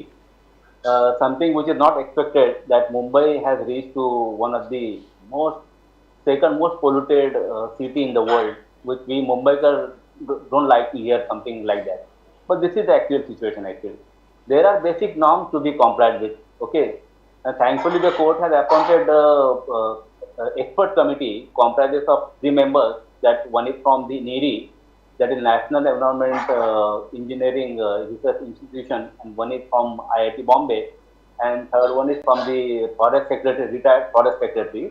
This 3-member committee will monitor pollution level on day-to-day basis, and they will report to the committee, and committee they will submit their report on weekly basis to the court as to the scale of the violation, and the steps are taken, the measures are taken to combat this kind of situation. There are certain norms, okay, they have set up by the committee that will be come up within a few days. The hearing was conducted from 2:30 to 6 o'clock. Throughout the time we were there in the court, and we heard it patiently, and let's say some good thing will come out of it. But the only thing is, Nandakumar Pawar Sahab, we were expecting that the court would take strict action against all the construction sites and at least ban construction for a period of 10 or 15 days. That has not happened. Only thing that has happened is that the debris should be carried in covered trucks and all that. Usse kya hone wala, sir? I hope the courts actually take some action. Do you think the courts will take some action? Nandakumar Pawar Sahab? Court has to take some action because there is no alternative. Okay, these kind of measures won't help actually. Covering the debris with the curtains. No, that has got. उससे क्या होने वाला है sir? क्या बात कर रहे हैं? मतलब अभी देखिए ना. Nothing much will happen. अभी देखिए साहब, कोस्टल रोड बन रही है, उसके अलावा वहाँ पे मेट्रो की अंडरग्राउंड मेट्रो बन रही है, ओवरग्राउंड मेट्रो बन रही है, फ्लाईओवर्स बन रहे हैं, सारी बिल्डिंग्स बन रही हैं. मतलब जिस एरिया में भी आप जाएं वहाँ पर आपको सिर्फ कंस्ट्रक्शन दिखती है, and you are greeted by dust cloud. मतलब ये क्या है? And then apart from that, old buildings are being repaired हर जगह पे, they create their own dust. So what is going on? I mean, this is all completely and totally going out of control. Nandakumar Pawar Sahab. Absolutely, this is, I always keep on saying that government policies are very, very effective factor actually to decide the level of pollution, decide the lives of the citizens, okay. The government nowadays, they are focusing on the redevelopment of the project. You see everywhere the old buildings are being demolished Yes. and the new buildings, towers are coming up with extra FSI, which is not acceptable. The city like Mumbai, which is already polluted, already overpopulated, and the vehicular traffic also is huge in the world. So some kind of control has to restrict vehicles in the city. We have to restrict the redevelopment projects, because this is not something we expect to live in a city like Mumbai. नंद कुमार जी, दिल्ली में जब pollution होता है, we know कि farm fires is a problem, stubble burning is a problem, and because of that the entire northwest area, northern area is always Delhi हो गए, UP हो गए, हरियाणा हो गए, तो everybody यहाँ पर आप what is the problem where Mumbai is concerned? Why is the pollution, I said, second most polluted city in the world? What are the main reasons? Because यहाँ पर stubble burning तो होता नहीं है, farm fires तो है नहीं, तो what is still polluting the entire atmosphere out here in Mumbai? Yeah, exactly. It's a good question. Actually, I just now mentioned about the redevelopment projects which are happening throughout the Mumbai. You go anywhere, any corner of the Mumbai, you see the redevelopment projects are coming up, and there are quarries. Okay, huge number of quarries are being operated in Taluk. And recently, you know that Uran city is supposed to be the most polluted city in India. It's followed by Nerul now. Kharghar, Nerul also not behind that. So these are all because of the Navi Mumbai airport, where the continuous blasting is happening. The mud and the mountains are being flattened. Blasting are continuous. Apart from blasting, there are various infrastructure development projects are going on. The bridges, the roads are being constructed, and there are continuous traffic of the dumpers with carrying debris, mud and everything that fall on the road continuously and causes huge dust particles spread in the atmosphere. And thankfully, every time nature comes to our rescue. Okay, 2 days back we had good amount of rain, and that's some kind of remedy for the dust to settle down for some time. But after all, we are always rely upon the nature and not the government. This is very sad to say. But Eknath Shinde ji ने emergency meeting में कहा था कि 1000 water tanker पूरे Mumbai roads में जाएगा और flush the water to keep the dust in control. That is what Eknath Shinde ji said. और उन्होंने कहा कि और भी हम लोग सब बैठ के तय करेंगे कैसे एनवायरमेंट पोल्यूशन को कंट्रोल किया जाए. आदित्य ठाकरे आलोचना करने लगे कि there are lot of things that this government should be doing but they are not doing anything. तो ये 1000 वाटर टैंकर रोड पे जाने से डस्ट पोल्यूशन कंट्रोल कर पाएंगे पवार साहब?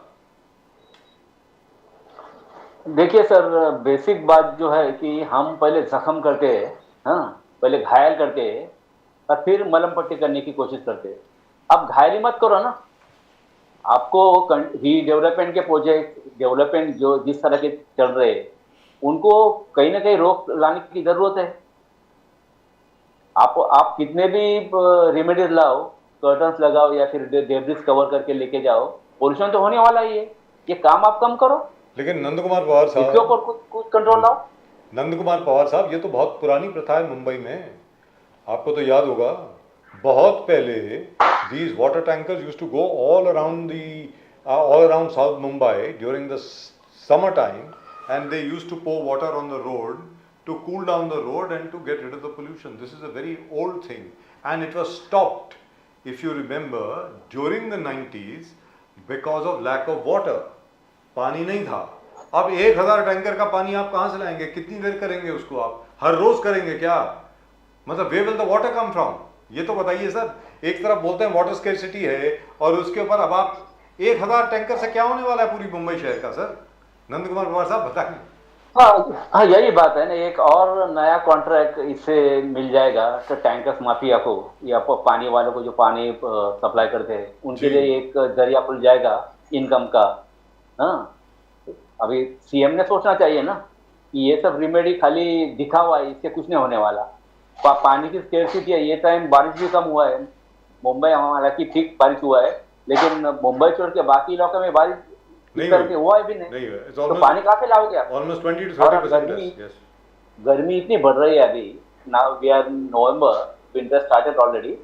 अभी गर्मी इतनी बढ़ गई है, अभी आप सोचो कि फरवरी, अप्रैल, मई में क्या परिस्थिति होने वाली है, इसके बारे में हम अंदाज क्यों नहीं लगाते? हमको जब प्यास लगती है तब हम कुआं खोदने जाते हैं क्या? That kind of mindset on the part of government and sir all of you, मैं आप सब लोगों को क्रेडिट देना चाहता हूँ, मैं और प्रदीप जी दोनों।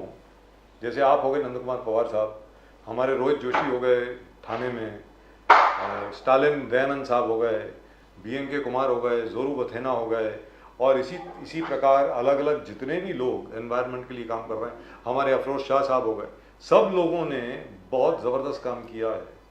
आप सब लोगों ने ये वार्निंग दी थी, अभी नहीं, बहुत साल पहले, 4 के 5 साल पहले। मुझे याद है जब चेंबूर में हम आप ही के साथ मिले थे, where that lovely forest was sought to be destroyed, we were there with you. There is that, अभी वो है कि नहीं है सर? वो is that forest still there by the way? Sir, forest is there, but mangroves have almost lost. Because water is still stagnant. There's the blockages. That is slowly, gradually, everything. That's terrible, because you were pointing out how all the debris is being poured into all the mangroves at that time.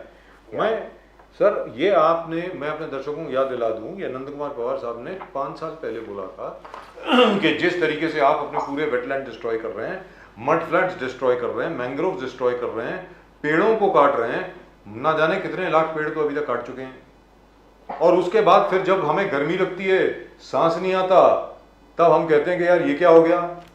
नंद कुमार पवार साहब, अब ये issue जो है, मेरा ये मानना है, ये विषय जो है, ये सिर्फ एनवायरमेंटलिस्ट का नहीं है, ये पूरे शहर का है, देश के जितने भी लोग हैं उन सबका है, सभी देशवासियों का है, वेरी फ्रैंकली। अब मुझे ऐसा लगता है कि लोगों को सड़क पे आना पड़ेगा ये कहने के लिए कि हमारी हवा पानी को छोड़ दो भाई, हमारी हवा को प्रदूषित करना बंद कर दीजिए। आपको लगता नहीं है कि कोई ऐसी मूवमेंट शुरू होनी चाहिए नंद कुमार पवार साहब?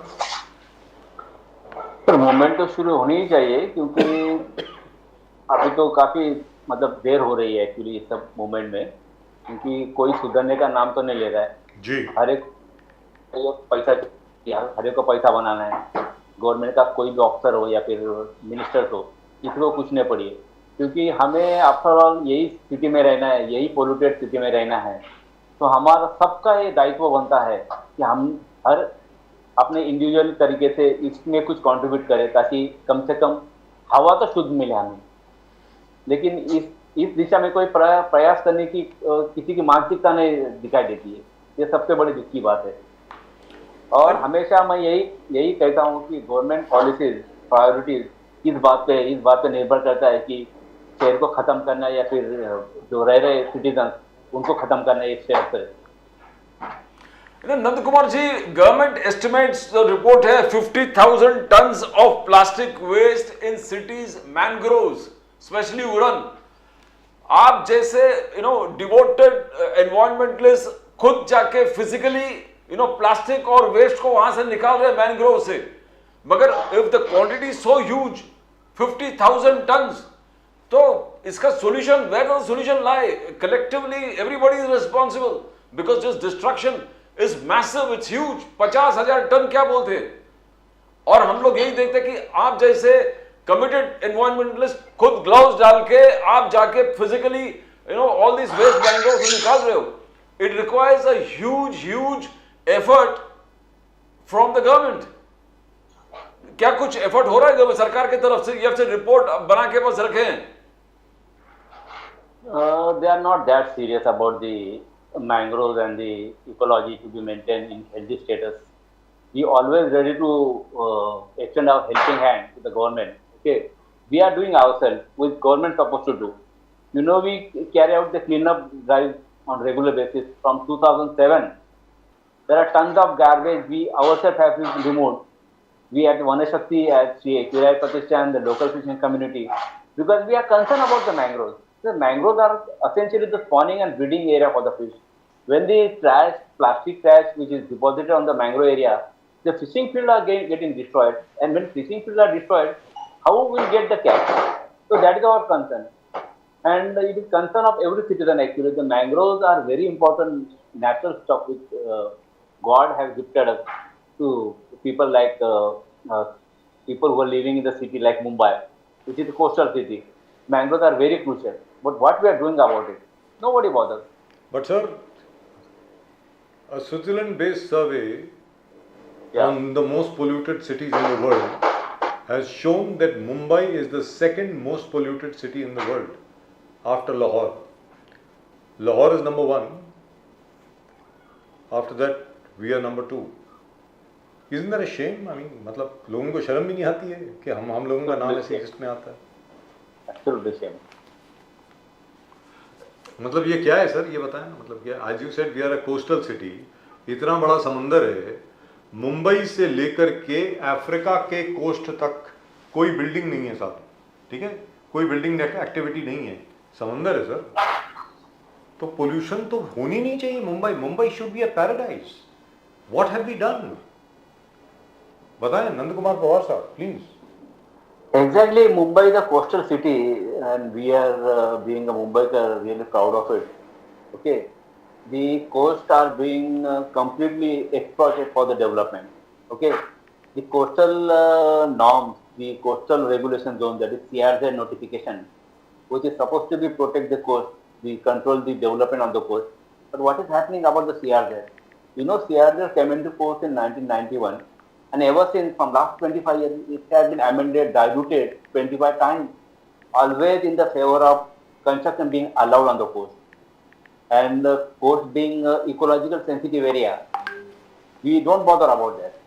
Okay, you are talking about the Uran. Okay, Uran is supposed to be the most sensitive area in terms of being closer to the Arabian Sea, close to the Arabian Sea. And all ecology has been changed because of the relaxation and dilution of CRZ notification.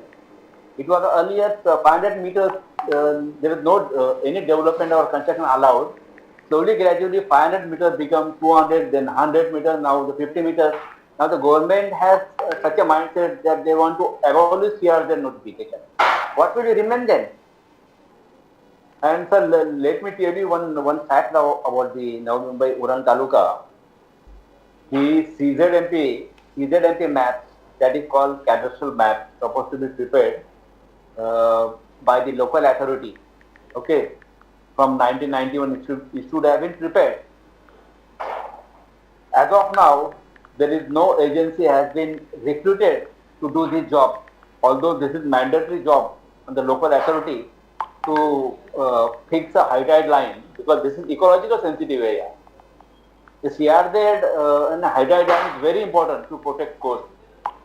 But there is no mandatory job has been done by the authority. What to say? And the matter is already in the court.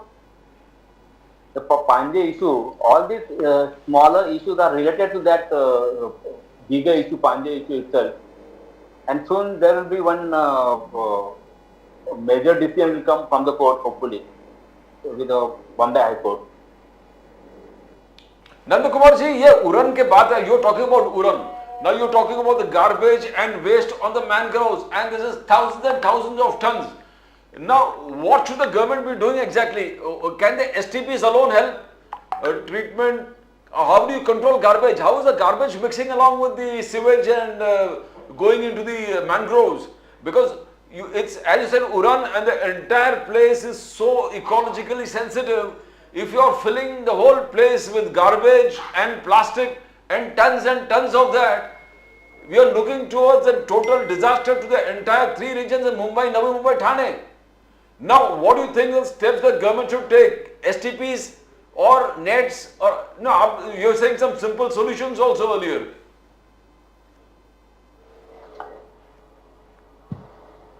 Nandakumar ji. See, as far as STPs are concerned, they are not in sufficient amount actually of being operational. But the government is somewhat serious about setting up new STP plants to cope up the requirement of the city. They are doing it to some extent, but there is no absolutely any control on the amount of trash, biodegradable trash that is drained from the city into the mangrove area. There is no control. There are open drain system along the eastern express highway. You see there are many outlets through which there are tons of garbage, plastic trash and hazardous material being drained and flow continuously into the mangrove area. There is no control on that. we keep writing, we keep requesting continuously to MPCB and the BMC to take seriously cognizance to stop this waste going into the mangrove area.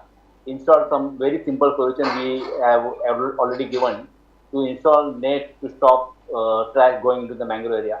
But they are not interested in effective simple solution. They being what you call very rich corporation, Mumbai corporation supposed to be a rich corporation in India. They are not interested in simple solution, effective solution.